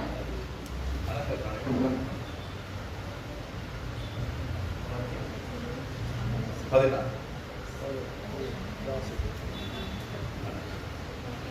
தமிழிலே நாங்கள் ரெண்டு விதமான பதத்தை நாங்கள் பார்க்கிறோம். දෙමළේදී අපි පදවල් දෙකක් බලනවා. நோவாவுக்கு ஆண்டவர் கட்டளை கொடுக்கிறார். නෝවාට දෙවියන් වහන්සේ අණ කරනවා. அந்த வேலையை செய்யும்படியாக. ඒ නැව සාදාන්න කියලා. மோசேக்கு මෝසස්ට ஆண்டவர் கற்பிக்கிறார். උන්වහන්සේ උගන්වනවා. மலைக்கு கூட்டிட்டு போய் கற்பிக்கிறார். ඒ කන්ද පර්වතයට එකරගෙන ගිහිල්ලා 40 நாட்கள் දවස් 40ක් வச்சிட்டு 10 கற்பனை கொடுத்து அனுப்புறார். තියලා ඇවිල්ලා දසපණත තියලා යවනවා. அதுக்கு பிறகு 40 நாட்கள் வைத்திருந்து ඊට පස්සේ ආව දවස් 40ක් තියලා ஆசரிப்பு கூடாரத்தை கட்டுகிறது இப்படிதான் சொல்லி அனுப்புறார். මේ කූඩාරම සාදන්න ඕනේ මේව තමයි அப்ப උන්වහන්සේ கர்த்தர் நமக்கு கற்றுக் கொடுக்கிறவர். දෙවියන් වහන්සේ අපිට කියලා දෙනවා. அவர் கற்றுக் கொடுக்கிறதை கேட்டு நாம செய்வோமானா උන්වහන්සේ උගන්වන එක අපි අරගෙන අපිත් කරනවා ஒரு නම් நாள் நமக்கு பிழைக்காது. කවදාවත් අපිට වැරදෙන්නේ නැහැ. அதனால தான் நம்முடைய பிள்ளைகளுக்கு நான் எப்பொழுதும் சொல்லுகிறேன். අපගේ දරුවන්ට අපි හැමදාම කියන්නේ நம்முடைய பிள்ளைகள் கர்த்தரால் போதிக்கப்பட்டிருப்பார். තමන්ගේ දරුවන් දෙවියන් වහන්සේගෙන් උගන්වනවා நீங்க කියන්නේ. பெஸ்ட் டீச்சர்ட்ட கொண்டு விட்டா ඔයගොල්ලෝ ඇවිල්ලා හොඳ ටීචර් ළඟට ගිහිල්ලා உங்க பிள்ளை படிக்க மாட்டாங்க. ඔයගොල්ලෝ දරුවා ඉගෙන ஆனா ගන්න அதே යනවා. பிள்ளைய கர்த்தர்ட்ட கொடுத்து ඒ දරුවම දෙවියන් වහන්සේට දීලා බලන්න. ஆண்டவரே இது உங்க பிள்ளை. මේක ඔයා උන්වහන්සේගේ உங்க දරුවා. வாழ்க்கையில உங்க நோக்கம் என்ன? මෙයාගේ ජීවිතයේ இந்த උන්වහන්සේ பிள்ளைகளுடைய අරමුණු කුමක්ද? வாழ்க்கையில அவங்களுடைய எதிர்கால உங்க திட்டம் என்ன?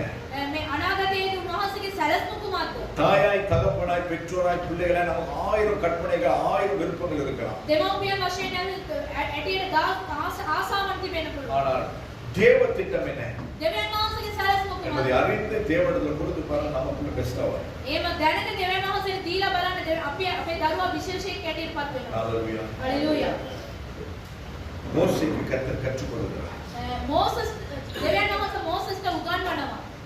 யாத்ராகமத்தின் புத்தகம் නික්මයාම පොතේ 40வது அதிகாரம் 40 எழுதி கொள்ளுகிறோம் எழுதி கொள்ளுங்க. කියන අය ලියා ගන්න. 19வது வசனம் 19 20வது வசனம் 20 22வது வசனம் 22 24வது வசனம் 26வது வசனம் 28வது வசனம் 32வது வசனம் දෙවන පදය. இத்தனை வசனங்களிலும் මේ පදවල් කීපයම 7 ஸ்தானங்களிலே ස්ථාන හතවල கர்த்தர் மோசேக்கு கற்பித்தபடியே என்று சொல்லுகிறதான பதம் வந்திருக்கிறது. ස්වාමීන් වහන්සේ මෝසස්ට උගන්වපු තරමම කියලා තිබෙනවා. அப்ப மோசேக்கு ஆண்டவர் கற்பித்தபடியே දෙවියන් වහන්සේ මෝසස්ට උගන්වපු පරිදිම அப்ப ஆண்டவருடைய அந்த என்னது கூடாரத்தை அவன் செய்கிறான். දෙවියන් වහන්සේගේ මණ්ඩපය සාදනවා. தேவனுடைய ஆலயத்திலே தேவனுடைய ஊழியத்திலே දෙවියන් වහන්සේගේ මණ්ඩපයේ දෙවියන් වහන්සේගේ සේවයේ நம்முடைய இஷ்டப்படி எதுவுமே இருக்க முடியாது, எதுவுமே செய்ய முடியாது. අපිට කැමති ආකාරයෙන් සියලු දේවල් කරන්න බෑ. சில நேரம் நீங்க நினைக்கலாம், ඔයගොල්ලෝ සිතන්න පුළුවන්. என்ன சிஸ்டர் வரும்பொழுதெல்லாம் சிஸ்டர் மாரை பார்த்து முக்கால போட்டு தலையில நெட்டை போட்டு சொல்றாரு அப்படின்னு. සිස්ටර් ඇවිල්ලා හැමදෙස්සම ඔළුවට රෙද්ද දාන්න එහෙම කියලා කියනවා. வேதத்துல சொல்லுகிறது. බයිබලයේ කියලා තියෙනවා. அது உபதேசம் அல்ல, මේක ඇවිල්ලා ඉඳපින් அதை செய்தால் நமக்கு ஆசீர்வாதம். ඒක කරොත් අපිට ආශිර්වාදයි. வருஷத்துக்கு ஒரு முறை நாங்கள் கால் கல்வி நட்கரை திருவிருந்து எடுக்கிறோம். අවුරුද්දකට වතාවක් කකුල සෝදලා ඇවිල්ලා මේ அது உபதேசம் அல்ல, ඒක ඇවිල්ලා උපදේශ ஆனால் ஆண்டவர் சொல்றார் அதை இப்பொழுது அறிவீர்கள், இதை செய்வீர்களானால் நீங்கள் பாக்கியவான்களாக இருப்பீர்கள். මේක දැනගෙන මේක කරනවා ඔබලා මේකට වාක්‍යවන්තෝ යයි. அப்ப வேதத்தின் ஆசீர்வாதத்தை நாங்கள் இழந்து போக கூடாது என்பதற்காக வருஷம் ஒரு முறை அதை நாங்கள் செய்து கொண்டிருக்கிறோம். දෙවියන් වහන්සේගේ ආශිර්වාදය නැති කර ගන්න නැතුව අපි ඒක අපි භුක්ති நீங்க විඳින්න. எத்தனை பேர் காணிக்க போடுறீங்களோ போடலையோ எனக்கு தெரியாது. කීටෙනෙක් ඇවිල්ලා පඬුරු දානවද කියලා ஆனால் ஆலயத்துக்குள்ளே போன உடனே ஆலயத்தின் வலது புறத்திலே காணிக்கை பெட்டி வைக்கப்பட்டிருந்தது என்று சொல்லி வேதத்தில் இருக்கிறது. කූඩාරම ඇතුළට ආවයින් පස්සේ ඒ පඬුව ඔප්පු කරන කාර්යය තිබෙනවයි කියලා තියෙනවා. அதனால அன்னைக்கு ஒரு காணிக்கை பெட்டி போட்டு வச்சிருக்கு. ඒින්ද තමයි ස්ථාන ඒක කරලා அப்ப இந்த තිබෙන්නේ. சபையில எதை செய்தாலும் வேதத்தில் என்ன சொல்லப்பட்டிருக்கோ அதையெல்லாம் நாங்கள் செய்து கொண்டிருக்கிறோமே ஒழிய எதையும் மிகைப்படுத்தி நாங்கள் செய்யவும் இல்லை, குறைத்து நாங்கள் செய்யவும் இல்லை. මේ බයිබලේ කියන ආකාරයට තමයි මේ ස්ථානයේදී කරන්නේ. අඩු වීලා සහ වැඩි වෙලා කිසිම දෙයක් කරන්නේ அப்ப නැහැ. மோசேக்கு கர்த்தர் கற்பித்தபடி මෝසස්ට දෙවියන් වහන්සේ ඇවිල්ලා උගන්වපු ලෙස யாத்திராகமத்தின் புத்தகம் 36வது அதிகாரம் නික්මයාම 36 වන පරිච්ඡේදය 1-2வது வசனத்தை நீங்கள் வாசிப்பீர்களானால் 1 සහ 2 අපි කියවන විට அப்பொழுது பரிசுத்த ஸ்தலத்தின் திருப்பணிக்கு அடுத்த சகல வேலைகளையும் கர்த்தர் கற்பித்தபடியெல்லாம் பெசலேயேலும் அகோனிபாவும் செய்ய அறியும்படிக்கு கர்த்தரால் ஞானமும் புத்தியும் பெற்ற விவேக இருதயமுள்ள மற்ற அனைவரும் செய்ய தொடங்கினார்கள் என்று சொல்லி வேதத்தில் எழுதப்பட்டிருக்கிறது. அப்ப இந்த இடத்துல என்ன எழுதப்பட்டிருக்கிறது? මේ ස්ථානයේ මොනවද ලියන්න තිබෙන්නේ? மோசேக்கு கர்த்தர் சொன்ன கற்பித்தபடி මෝසස්ට දෙවියන් වහන්සේ උගන්වපු ලෙසම இந்த சபையிலே මේ සභාවේ அல்லது இந்த மண்டபத்திலே මේ මණ්ඩපයේ அல்லது இந்த ஆண்டவருடைய ஸ்தானத்திலே මේ දෙවියන් වහන්සේගේ මේ ස්ථානයේදී அவர் கற்பித்த ஊழியங்களை வேலைகளை செய்வதற்கு උන්වහන්සේ උගන්වපු උන්වහන්සේගේ சேவை කරන පිණිස நானும் நீங்களும் விரும்ப வேண்டும். ඔබ සමම නැගිටින්න ඕනේ. ஏன்னா ஆண்டவருடைய வீட்டை கட்டுறதுக்கு ஆண்டவருடைய ஊழியத்தை செய்யறதுக்கு ஒருத்தரால முடியாது. දෙවියන් වහන්සේගේ ගේ සාදාන මණ්ඩපේ සාදාන කාටවත් බෑ. காட்டවත් வேணுமே எக்கினோடமே. එක්කෙනෙකුට බෑ. அதனால நம்ம எல்லாரும் சேர்ந்து அவருடைய கட்ட வேண்டும், சபையை கட்ட வேண்டும். අපි හැමෝම එක්කව වෙලා ඒක කරන්න ඕනේ. சபை என்கிறது கட்டடத்தை குறித்து சொல்லப்படவில்லை. සභාව කියන්නේ ඒක ස්ථාන ඒක குடநகில் நன்மை. ගොඩනැගිල්ලක් නෙමෙයි. கிறிஸ்து சபைக்கு தலையாய் இருக்கிறார். ක්‍රිස්තුස් වහන්සේ සභාවට நாம் எல்லாரும் ඉස්සරහට அவருடைய சபை சரீரத்தின் அவயவங்களாய் இருக்கிறோம். අපි හැමෝම උන්වහන්සේගේ ශරීරයේ කොටස් நாம் තිබෙනවා. எல்லாரும் அவருடைய அவயவங்கள். අපි උන්වහන්සේගේ කොටස් யாரும் තිබෙනවා. யாரை பார்த்து சொல்ல முடியாது. කාටවත් කාගෙනවත් நீ බාර தேவையில்ல. දෙන්න බෑ. ඔයා එපා. நீ தேவையில்ல, ඔයා එපා. நீ உதவாதவன், ඔයා මේකට ඕනේ நீ නැහැ. சின்னாளு. ඔයා පොඩි එක්කෙනා. யாரும் சொல்ல முடியாது. කාටවත් කියන්න බෑ. சின்னவர்களும் தேவை, පොඩි අයත් ඕනේ. பெரியவங்களும் தேவை, ලොකු අයත් ඕනේ. வயது முதிர்ந்தவர்களும் தேவை, මහලු අයත් ඕනේ. சின்ன குழந்தையும் தேவை. පොඩි කුඩා දරුවත් ඕනේ. எல்லாரும் சபையில இருக்க வேண்டும். හැමෝම සභාවේ ඉන්න ඕනේ. ஷெல்ஸ் யாருக்காவது கண்ண பார்க்க முடியுமா? கலன்கள் ඒ අර සෙල්ස් உடல்ல இருக்குது இல்லையா? பார்க்க முடியுமா? அத மைக்ரோஸ்கோப் வச்சு தான் பார்க்கணும். මයික්‍රොස්කෝප් එකේ තියලා அது போல තමයි அந்த கலன்கள் இல்லைன்னு சொன்னா ඒ සෙල්ස් නැත්තම් இந்த சதை இருக்க முடியாது. මේ හමති වෙන්න බෑ. அதே போல இந்த சின்ன ஜெய்டன் இல்லைன்னு சொன்னா ஒண்ணுமே பண்ண முடியாது. මේ පොඩි සෙයිඩන් නැත්තම් කිසිම දෙයක් කරන්න அப்ப බෑ. ஜெய்டனும் நமக்கு தேவை. සෙයිඩනුත් ඕනේ. நமக்கு யார் நம்முடைய சகோதரன் இப்ப இப்போதைக்கு இங்க இருக்கிறவங்க எல்லாம் இவர்தான் முத்தாள். நான் நம்புறேன். இல்ல சிஸ்டர் பவியா இல்ல இவர்தான் முத்தாள். இந்த கமல். அப்ப அவரும் நமக்கு தேவை. සහෝදර කමලුත් අපිට ඕනේ. இதுல யாரும் யாருக்கும் இழைத்தவர்கள் அல்ல. කාටවත් අඩුවේ නැහැ. எல்லாரும் சேர்ந்துதான் ஒன்று சேர்ந்து கர்த்தர் கற்பித்ததை நாங்கள் செய்ய வேண்டியவர்களாக இருக்கிறோம். අපි හැමෝම රැස් වෙලා දෙවියන් වහන්සේ උගන්වපු දේවල් අපි කරන්න ඕනේ. யாத்ரா 39:43 நாங்கள் பார்க்கிறோம். නික්මයාම 39 දී மோசே இந்த வேலைகளை எல்லாம் பார்த்தான். මෝසෙ සියලුම වැඩවල් කරා. கர்த்தர் கற்பித்தபடியே ස්වාමීන් වහන්සේ උගන්වපු ලෙසම அதை செய்திருந்தார்கள். ඒව කරලා තිබෙනවා. மோசே அவர்களை ஆசீர்வதித்தார். මෝසස් ඔවුන්ට ආශිර්වාද කළ සේක. ஹalleluya. அப்ப உங்களுக்கு ஆசீர்வாதம் வேண்டுமானா ඔයගලන්ට ආශිර්වාදය ඕනේ නම් கர்த்தர் கற்பிக்கிறதை ස්වාමීන් වහන්සේ උගන්වන ලෙස நாம் அவர் கற்பித்தபடி செய்யும் பொழுது උන්වහන්සේ උගන්වපු ලෙස අපි කරන විට கர்த்தர் சொன்னதை நீங்க செய்திருக்கிறீங்களா ස්වාමීන් වහන්සේ කියපු එක අපි කරලා තිබෙනවද? அப்படின்றத பார்த்து අපි ඒක බලලා மோசேயினுடைய ஸ்தானத்திலே வைக்கப்பட்டிருக்கிற ஊழியக்காரர்களை ஆசீர்வதிக்கும் பொழுது මෝසේගේ ස්ථානයට තියලා තිබෙනා වූ එක සේවකගේ ආශිර්වාද அந்த කරනවා. ஆசீர்வாதம் உங்களுக்கு உண்டாயிரும். ඒ ආශිර්වාදය ඔයගොල්ලන්ට සතු වෙනවා. ஒவ்வொரு வாரமும் ஒவ்வொருத்தர் வந்து ஒவ்வொரு குடும்பம் வந்து இந்த இடத்துல க்ளீன் பண்ணணும்னு நாங்க சொல்லிருக்கோம். මේ එක්ක සතියකට ඇවිල්ලා එක පවුලක් පිරිසිදු කරන්න ඕනේ කියලා තියෙනවා. நேத்து சிஸ்டர் பாபி மட்டும் வந்து க்ளீன் பண்ணலாம். ඊ ඇවිල්ලා සහෝදරි බොබි විතරයි. பைபிள் ஸ்டடி முடிஞ்சது. බයිබල් ස්ටඩි එක වරුණා. எல்லாத்தையும் தூக்கி போட்டாங்க. ඔක්කොම දැම්මා. தொடப்பத்தை எடுத்துட்டு பெருக்க ஆரம்பிச்சிட்டாங்க. කොස්සාරන් අතු ගෑවා. முழு குடும்பமும் செய்ய வேண்டிய வேலை මුළු පවුලම කරන වැඩ. சிஸ்டர் மட்டும் செய்யலாம். සහෝදරි විතරයි කරන්නේ. அதை பார்த்து இன்னும் சிலர் உதவி செய்தார்கள். அவங்களோடு கூட சேர்ந்து செய்தார்கள். ඒක බලලා හැමෝම උදව් කළා. அப்ப அதை கர்த்தர் பார்த்து ඒක හැමෝම දෙවියන් වහන්සේ அப்ப බලනවා. அவங்க மட்டுமா குடும்பம்? එයා විතරද පවුල? அப்ப இதுதான் கர்த்தர் கற்பிக்கிறதை මේක දෙවියන් වහන්සේ இது උගන්වන ஆண்டவருடைய ஆலயம். මේක දෙවියන් වහන්සේගේ මණ්ඩපය. நம்மளது கிடையாது. අපේ නෙමෙයි. இதை நடத்துகிறதுக்கு கர்த்தர் நம்மை வைத்திருக்கிறார். මේක ඇවිල්ලා කරන්න උන්වහන්සේ අපිව කබල තිබෙනවා. அப்ப ஒரு ஸ்கூலுக்கு ஒரு பிரின்சிபலை வைக்கிறாங்க. වාසලේට ඇවිල්ලා ප්‍රින්සිපල් කෙනෙක් அந்த තියෙනවා. பிரின்சிபலுக்கு அந்த ஸ்கூல் சொந்தம். ප්‍රින්සිපල්ට ඒ ඉස්කෝලේ අයිති. அவர்கள் அந்த பிரின்சிபலா இருக்கும் வரை அதை நிர்வகிக்கிற வேலை அவர்களுடையது. එයා ඒ තත්ත්වයේ ඉන්න තෙක් තමයි ඒක කරන්න පුළුවන්. அப்போ ஒரு குடும்பத்துல கர்த்தரை தகப்பனாய் வைத்திருக்கிறார். ඒක පවුලක පියෙක් හැටියට තියලා அந்த තිබෙනවා. குடும்பம் எனக்கா சொந்தம். ඒ පවුල ඇවිල්ලා මට විතරද අයිති. அவன் சொல்லாம எனக்கு தான் சொந்தம் அப்படின்னு. මට විතරමයි කියන්නේ. ஆனா அது எனக்கு சொந்தம் கிடையாது. මට නෙමෙයි අයිති. என் நிமித்தமாக මට මාව කරන්න நான் பாவம் செய்யக்கூடாது என்பதற்காக මම පව් කරන්න හොඳ නැහැ කියන கர்த்தர் எனக்கு ஒரு மனைவியை கொடுத்திருக்கிறார். භාර්යාවක් තියලා තිබෙනවා. வேசித்தனம் விபச்சாரம் இதுகெல்லாம் செய்யக்கூடாதுக்காக என்னை பாதுகாக்கும்படியாக கர்த்தர் எனக்கு ஒரு மனைவியை கொடுத்திருக்கிறார். වෛශ්‍යකරණම් කරන්න හොඳ නැහැ කියලා මටම කියලා භාර්යාවක් දීලා තිබෙනවා. ஒரு குடும்பத்தை நிர்வகிக்கும் பொழுது ඒක පවුලක් ඇවිල්ලා මෙනෙහි ஒரு කරලා சபையை நிர்வகிக்க முடியும்.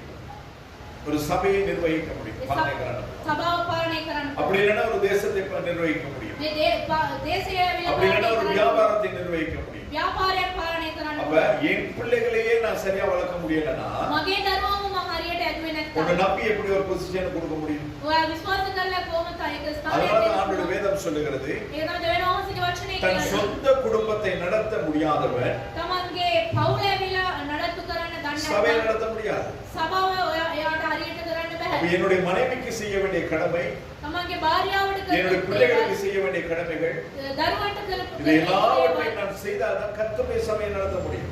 මේ සියලු දේවල් කරායින් පස්සේ තමයි දෙවියන් වහන්සේගේ කාර්යය කරන්න. நான் என்ன செய்யறேன்னு சொல்லி என் மனைவி பிள்ளைகிட்ட கேட்டு பார்த்துக்கிறேன். මොනවද කරන්නේ කියලා සිස්ටර් සාත් දරුවන්ගෙන් අහන්න පුළුවන්. ஒரு நாள் அவர்களை பட்டினியா போடுறது கிடையாது. දවසක් ඒගොල්ලන් ඇවිල්ලා බඩගින්නේ තියලා නැහැ. அவர்கள் கேட்கிறதை சில நாட்கள் இல்லை என்று சொன்னாலும் அதற்கு பிறகு அதை எடுத்து கொடுக்க கர்த்தர் கிருபை செய்திருக்கிறார். දවසක් බැහැරන කවදාද ඒක අරන් දෙන්න උනහස කරනවා கேட்டு පෙන්වනවා. பாருங்க. ආල බලන්න. அப்ப கர்த்தர் நமக்கு கற்பிக்கிறபடி நாம் அதை செய்யும் பொழுது දෙවියන් වහන්සේ උගන්වන ලෙස අපි කරන கர்த்தர் විට அதை பார்த்து දෙවියන් වහන්සේ ඒක බලලා ஆண்டவர் நம்மை ஆசீர்வதிப்பார். දෙවියන් වහන්සේ අපිට ආශිර්වාද மோசே அதுதான் செய்தார். මෝසස් ඒක තමයි කරේ. அப்ப நான் நேற்று தினத்திலே சிஸ்டர் பொபியை நான் மனதார ஆசீர்வதித்தேன். ඊයේ දවසේදී සිස්ටර් බොබි ඇවිල්ලා පාස්ටර් ආශිර්වාද என் කළා. மனைவி கூட வந்து சொன்னாங்க.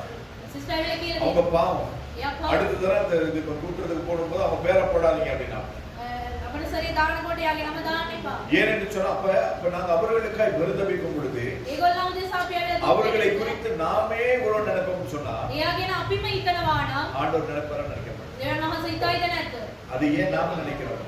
ඇයි අපි ஏதோ හිතන්නේ? நாம செய்யறதெல்லாம் பாஸ்டருக்கு செய்யறோம்னு நினைக்கிறது. අපි කරන හැමෝම ඇවිල්ලා පාස්ටර්ට කරන්නේ. யாரும் எனக்கு எதுவுமே செய்ய வேண்டிய அவசியம் கிடையாது. ඔයගොල්ලෝ කවුරුත් පාස්ටර් මොනවවත් என்னை කරන්නේ அழைத்தவர் உண்மை உள்ளவர், அவர் என்னை கடைசி வரையும் நடத்தும். කැඳවෝ දෙවියන් වහන්සේ සත්‍යතාවයෙන් වහන්සේ අන්තිම වෙනකම් ஆனால் செய்ய வேண்டியதாக வேதம் சொல்லுகிறது. කරන්න ඕනි කියලා බයිබලයේ කියනවා. அப்படி சொன்னா செய்யுங்க. එහෙම කරලා කියලා 2 තියෙනවා. நாளாகமம் ඒක ලේකම් දෙවෙනි ලේකම් 30வது அதிகாரம் 27வது வசனம்.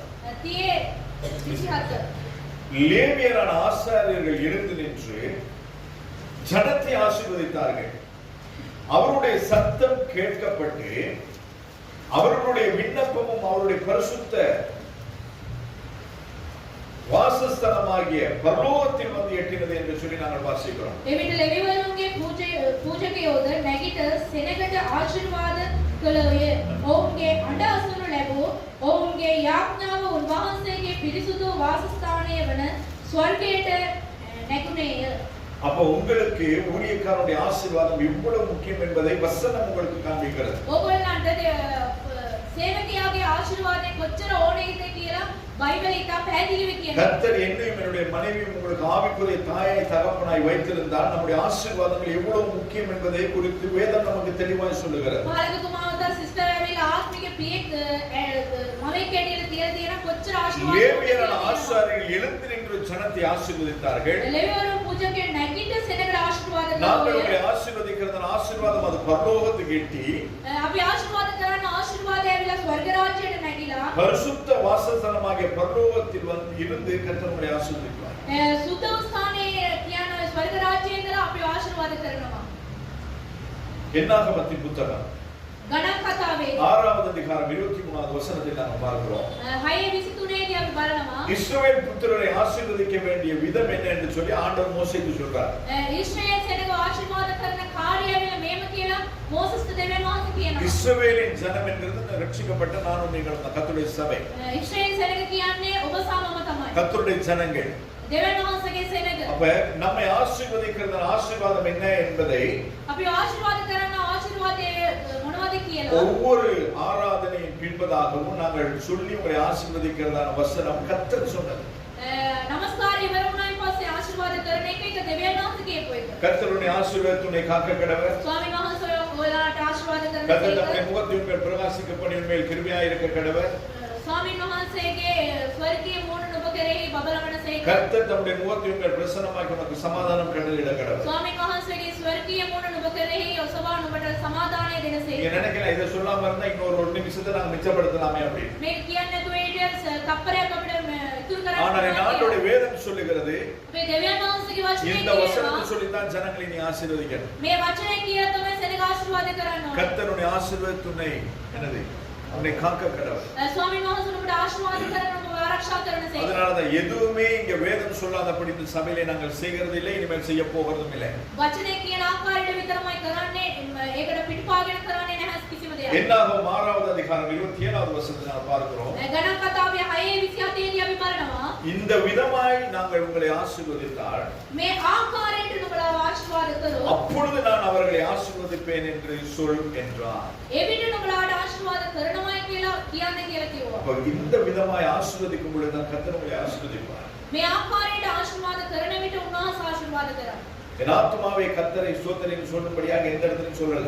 මාගේ ආත්මය ස්වාමීන් වහන්සේට නමස්කාර කරන්න කියලා அது யாரோ ஆரம்பித்தார்கள், அதை சொல்லிட்டு நாங்க போயிட்டு இருக்கிறோம். කවුද පටන් ගත්තා අපි ඒක කරමින් සිටිනවා. ஆனால் இந்த வார்த்தைகளின்படி நாங்கள் உங்களை ஆசீர்வதிக்க வேண்டும் என்று சொல்லி வேதம் நமக்கு சொல்லுகிறது. මේ ආකාරයට ආශිර්වාද කරන්න කියලා වචනේ කියනවා.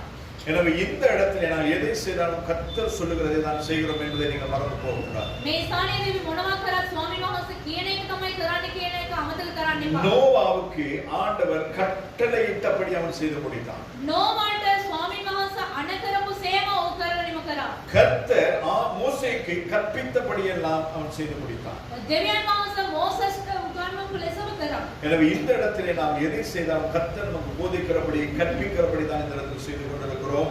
அதை தான் உங்களுக்கும் செய்யும்படியாக நாங்கள் சொல்லுகிறோம். මේ ස්ථානයේදී මොනවා කරත් ස්වාමීන් වහන්සේ කියන ආකාරයට තමයි ඔයගලන්ට උගන්වලා ඔයගලන්ට අණ දීලා எனவே කරන්නේ. இந்த இடத்திலே வந்து ஒவ்வொரு வார்த்தைக்கும் தயவாய் கீழ்ப்படியும்படியாக நான் உங்களிடத்தில் கேட்கிறேன். මේ ස්ථානයේදී කියනවා සෑම දේවලටම ඕගොල්ලෝ කීකරු වෙන්න කියලා කරුණාවෙන් කියනවා. வார்த்தைகளை கேட்டு அதன்படி செய்யாத உங்களை கர்த்தர் நியாயந்திருப்பார்.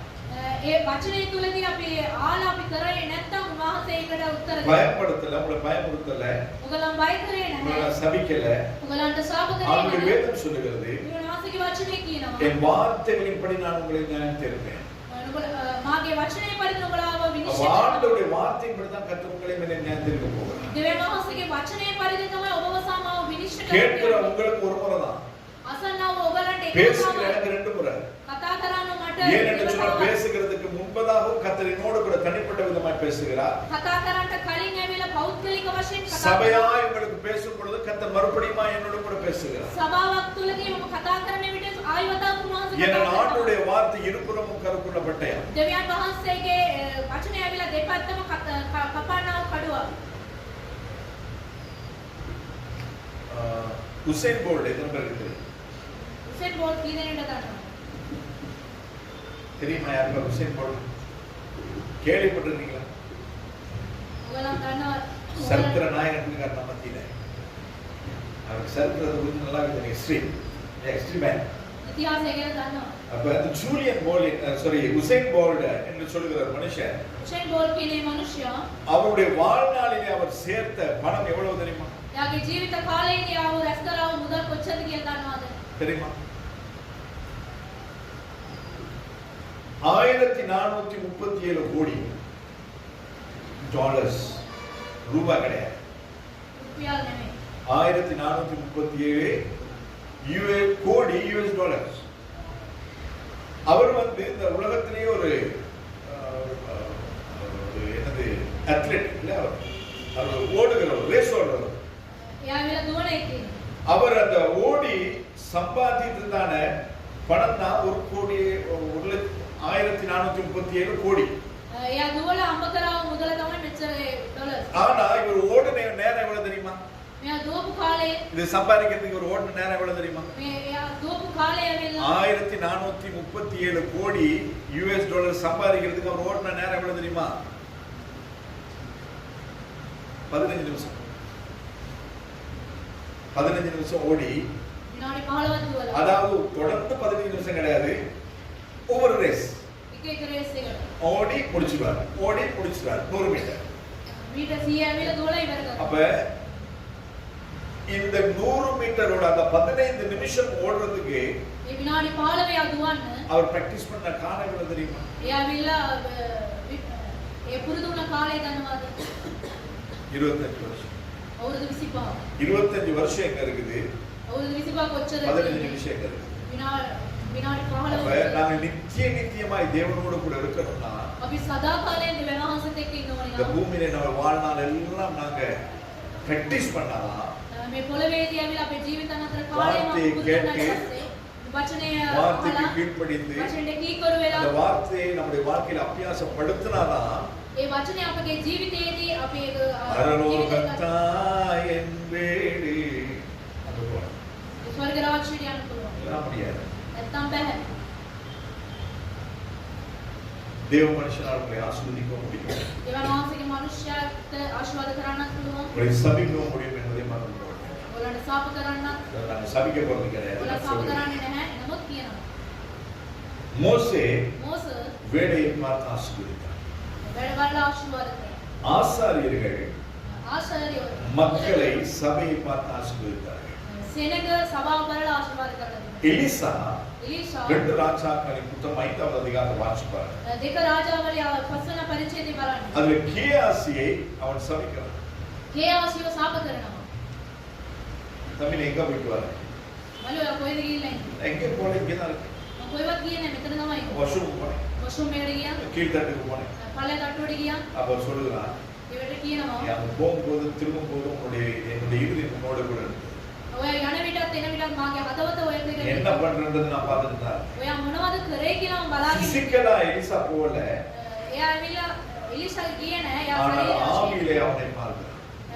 ආත්මේ එයාව බලනවා. பார்த்து சொல்றான், நீ பொய் சொன்னது நிமித்தம், ඔයා බොරු කියපු ඉඳා என்னை ஏமாற்றுவது நிமித்தம், මාව රවට්ටපු ඉඳා அவனுக்கு இருந்த குஷ்டம் உனக்கு உண்டாகுது. එයාට තිබිච්චාව ඒ කුෂ්ඨය ඇවිල්ලා ඔයාට சொல்லி அடுத்த செகண்ட் அவனுக்கு குஷ்டம் வந்துச்சு. කියලා ඉවරුනේ නැහැ. එයාට ඒ කුෂ්ඨ රෝගය எனவே தேவ மனுஷர்களால் உங்களை ஆசீர்வதிக்க முடியும், දෙවියන් වහන්සේගේ මනුෂ්‍යයන්ට ආශිර්වාද කරන්නත් පුළුවන්. உங்களை சபிக்க முடியும். ඔයගොල්ලන්ව ශාප කරන්නත් எனவே පුළුවන්. நம்முடைய வாழ்க்கையை சரியான விதத்தில் நாம் பார்த்துக் கொள்ள வேண்டும். අපගේ ජීවිතය හරි ආකාරයට තියා ගන්න. இந்த சம்பத்தை சொல்லி நான் முடிக்க விரும்புகிறேன். මේ කාලේ කියලා ඉවර කරන්න. ஒரு சின்ன கொசு, පොඩි මදුරුවේ.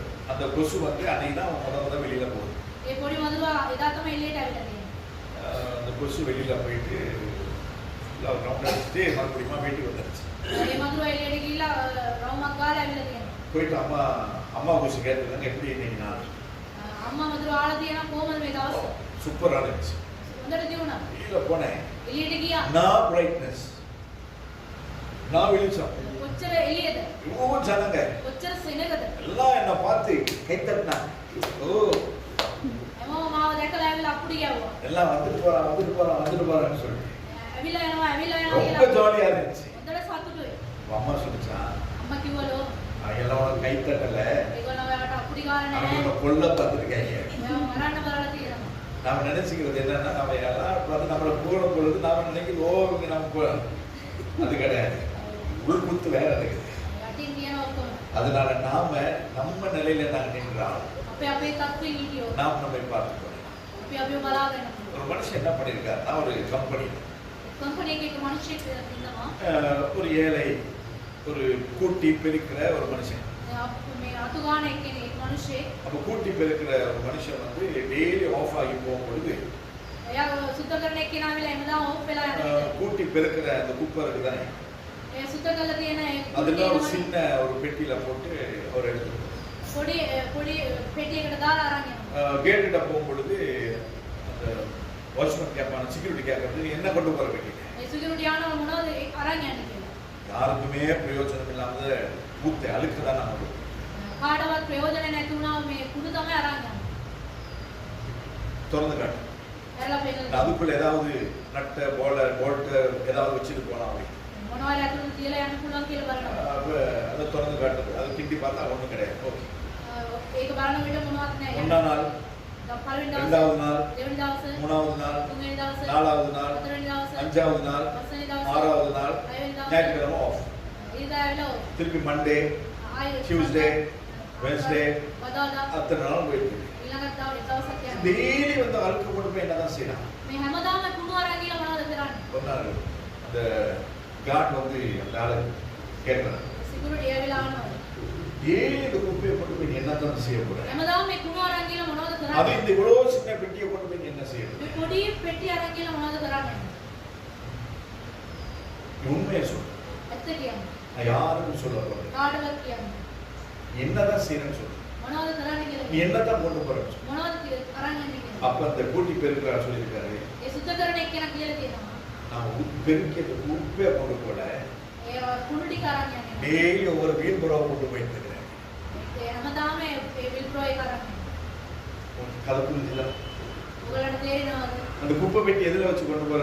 ඒ කුණු ටික මොනවෙන් තියලාද අරන් යන්නේ? கையில கொண்டு போல. අතේ නෙමෙයි ගෙනියන්නේ. டெய்லி அந்த வீல் புறவை இருக்கு தானே, குப்பை போட்டு தள்ளுவாங்க, முன்னூறு டயர் முடி வச்சு தள்ளிடுவாங்க.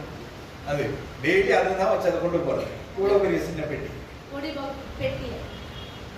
அப்போ ஒரு நாள் 6 நாளும் 6 வீல் புறவை வச்சுன்னா என்ன ஆகும்? දවස් 6ම විල්ප්‍රෝ එක ගාන ගියොත් මොනවද වෙන්නේ? நமக்கு யாருக்குமே தெரியாது. කාටවත් දන්නේ නැහැ. நாம நினைக்கிறது என்ன, ஒரு சின்ன இது நான் பார்க்குற உடனே ஒரு சின்னதான் இது குப்பை, யாருக்குமே தேவையான ஒரு வேஸ்ட் தான் வெளியில போயிட்டு இருக்கு அப்படின்னு. කාටවත් ඕනේ නැති මේ එකක් තමයි එළියට යන්නේ. ஆனா போறது எதுல போயிட்டு இருக்குது? යන්නේ එක මොනවද යන්නේ? வீல் பரவல போயிட்டு. විල්ප්‍රෝ එක යන්නේ. இதுல இருந்து என்ன நாங்கள் தெரிந்து கொள்ள வேண்டும்? මොනවද අපි දැනගන්නේ? சில நேரங்களிலே நாம துச்சமாய் மதிக்கிறதான, අපි ඇවිල්ලා එකයි කියන யாருக்குமே பிரயோஜனம் இல்லை என்று நம்புகிறதான කාටවත් ප්‍රයෝජනයක් නැහැ அந்த කියලා හිතන பொருள் ඒ භාණ්ඩය ஒரு வெளியேற பெற்றதில் போய்விட்டது. මහත් දේ උඩින් යනවා. எனவே நாம் நம்முடைய நிலையை நாங்கள் காத்துக்கொள்ள, අපේ තත්ත්වය අපි රැක බලන්න. கர்த்தர் நமக்கு கற்பித்தபடியே, දෙවියන් වහන්සේ අපිට උගන්වපු ලෙසම கர்த்தர் நமக்கு கட்டளையிட்டபடியே දෙවියන් වහන්සේ අපිට අණ දීපු ලෙසම நாங்கள் செய்யும் பொழுது අපි කරන විට கர்த்தர் நம்மை ஆசீர்வதிப்பார். දෙවියන් වහන්සේ අපිට ආශිර්වාද කරනවා. ஹalleluya. Hallelujah. ஆசீர்வாதம் சாபம் நம்மளுக்கு தான். ආශිර්වාදයේ සසාපේ அதை ஒப்பு கொடுப்போம். අපි උදාර දෙමු. தேவனுடைய வார்த்தைக்கு கீழ்ப்படிய தேவையான கிருபைகளை நாங்கள் கற்றுக்கொள்ள දෙවියන් වහන්සේගේ வசனයට කීකරු நல்ல වෙන්න. ஆண்டவரே, இந்த நாளுக்காய் சோதனை. යහපත් පියාණන් යන දවසේ සාස්ත්‍ර. இதோ கர்த்தர் சொன்னதை உடைய பிள்ளைகளோடு கூட நான் பேசுகிறேன். උන්වහන්සේ කියපු එක උන්වහන්සේගේ දරුවන්ට ළඟට කතා කරා. ஆண்டவரே, உடைய வேதத்திலே நாங்கள் வாசித்திருக்கிறவா, පියාණන් මේ උන්වහන්සේගේ වචනයේදී අපි කියවපු පරිදි நோவா தனக்கு கர்த்தர் கட்டளையிட்டபடியெல்லாம் செய்தான் என்று பார்த்தோமே. නෝවා ස්වාමීන් වහන්සේ නෝවාට කරපු ලෙස කියපු ලෙසම කරානේ. கர்த்தர் தனக்கு கற்பித்தபடியெல்லாம் மோசே செய்தான் என்று பார்த்தோமே. ස්වාමීන් වහන්සේ මෝසස්ට උගන්වපු ලෙසම කරයි කියලා. ஆண்டவரே, நீர் எங்களுக்கு கட்டளையிட்டபடி, පියාණන් ඔබ වහන්සේ අපිට අණ දෙන ලෙස கற்றுக் கொடுக்கிறபடி උගන්වපු ලෙසම அன்றாடம் நாங்கள் செய்து දවස්වතම අපි කරලා நம்முடைய ஆசீர்வாதத்தை தக்க வைத்துக் கொள்ள எங்களுக்கு கிருபை தாரும். අපගේ ආශිර්වාදය අපි රැක බලා ගන්න අපිට උදව් කරනවා. பிள்ளைகளுடைய நாமத்தினாலே ஆசீர்வதிக்கிறேன். වහන්සේගේ නාමයෙන් ආශිර්වාද කරනවා. பிள்ளைகளை ஆசீர்வதி. දරුවන් ආශිර්වාද இயேசு කරනවා. கிறிஸ்துவின் மூலமாய் பிதாவே. යේසුස් වහන්සේගේ නාමයෙන් පියාණන්. ஆமென்.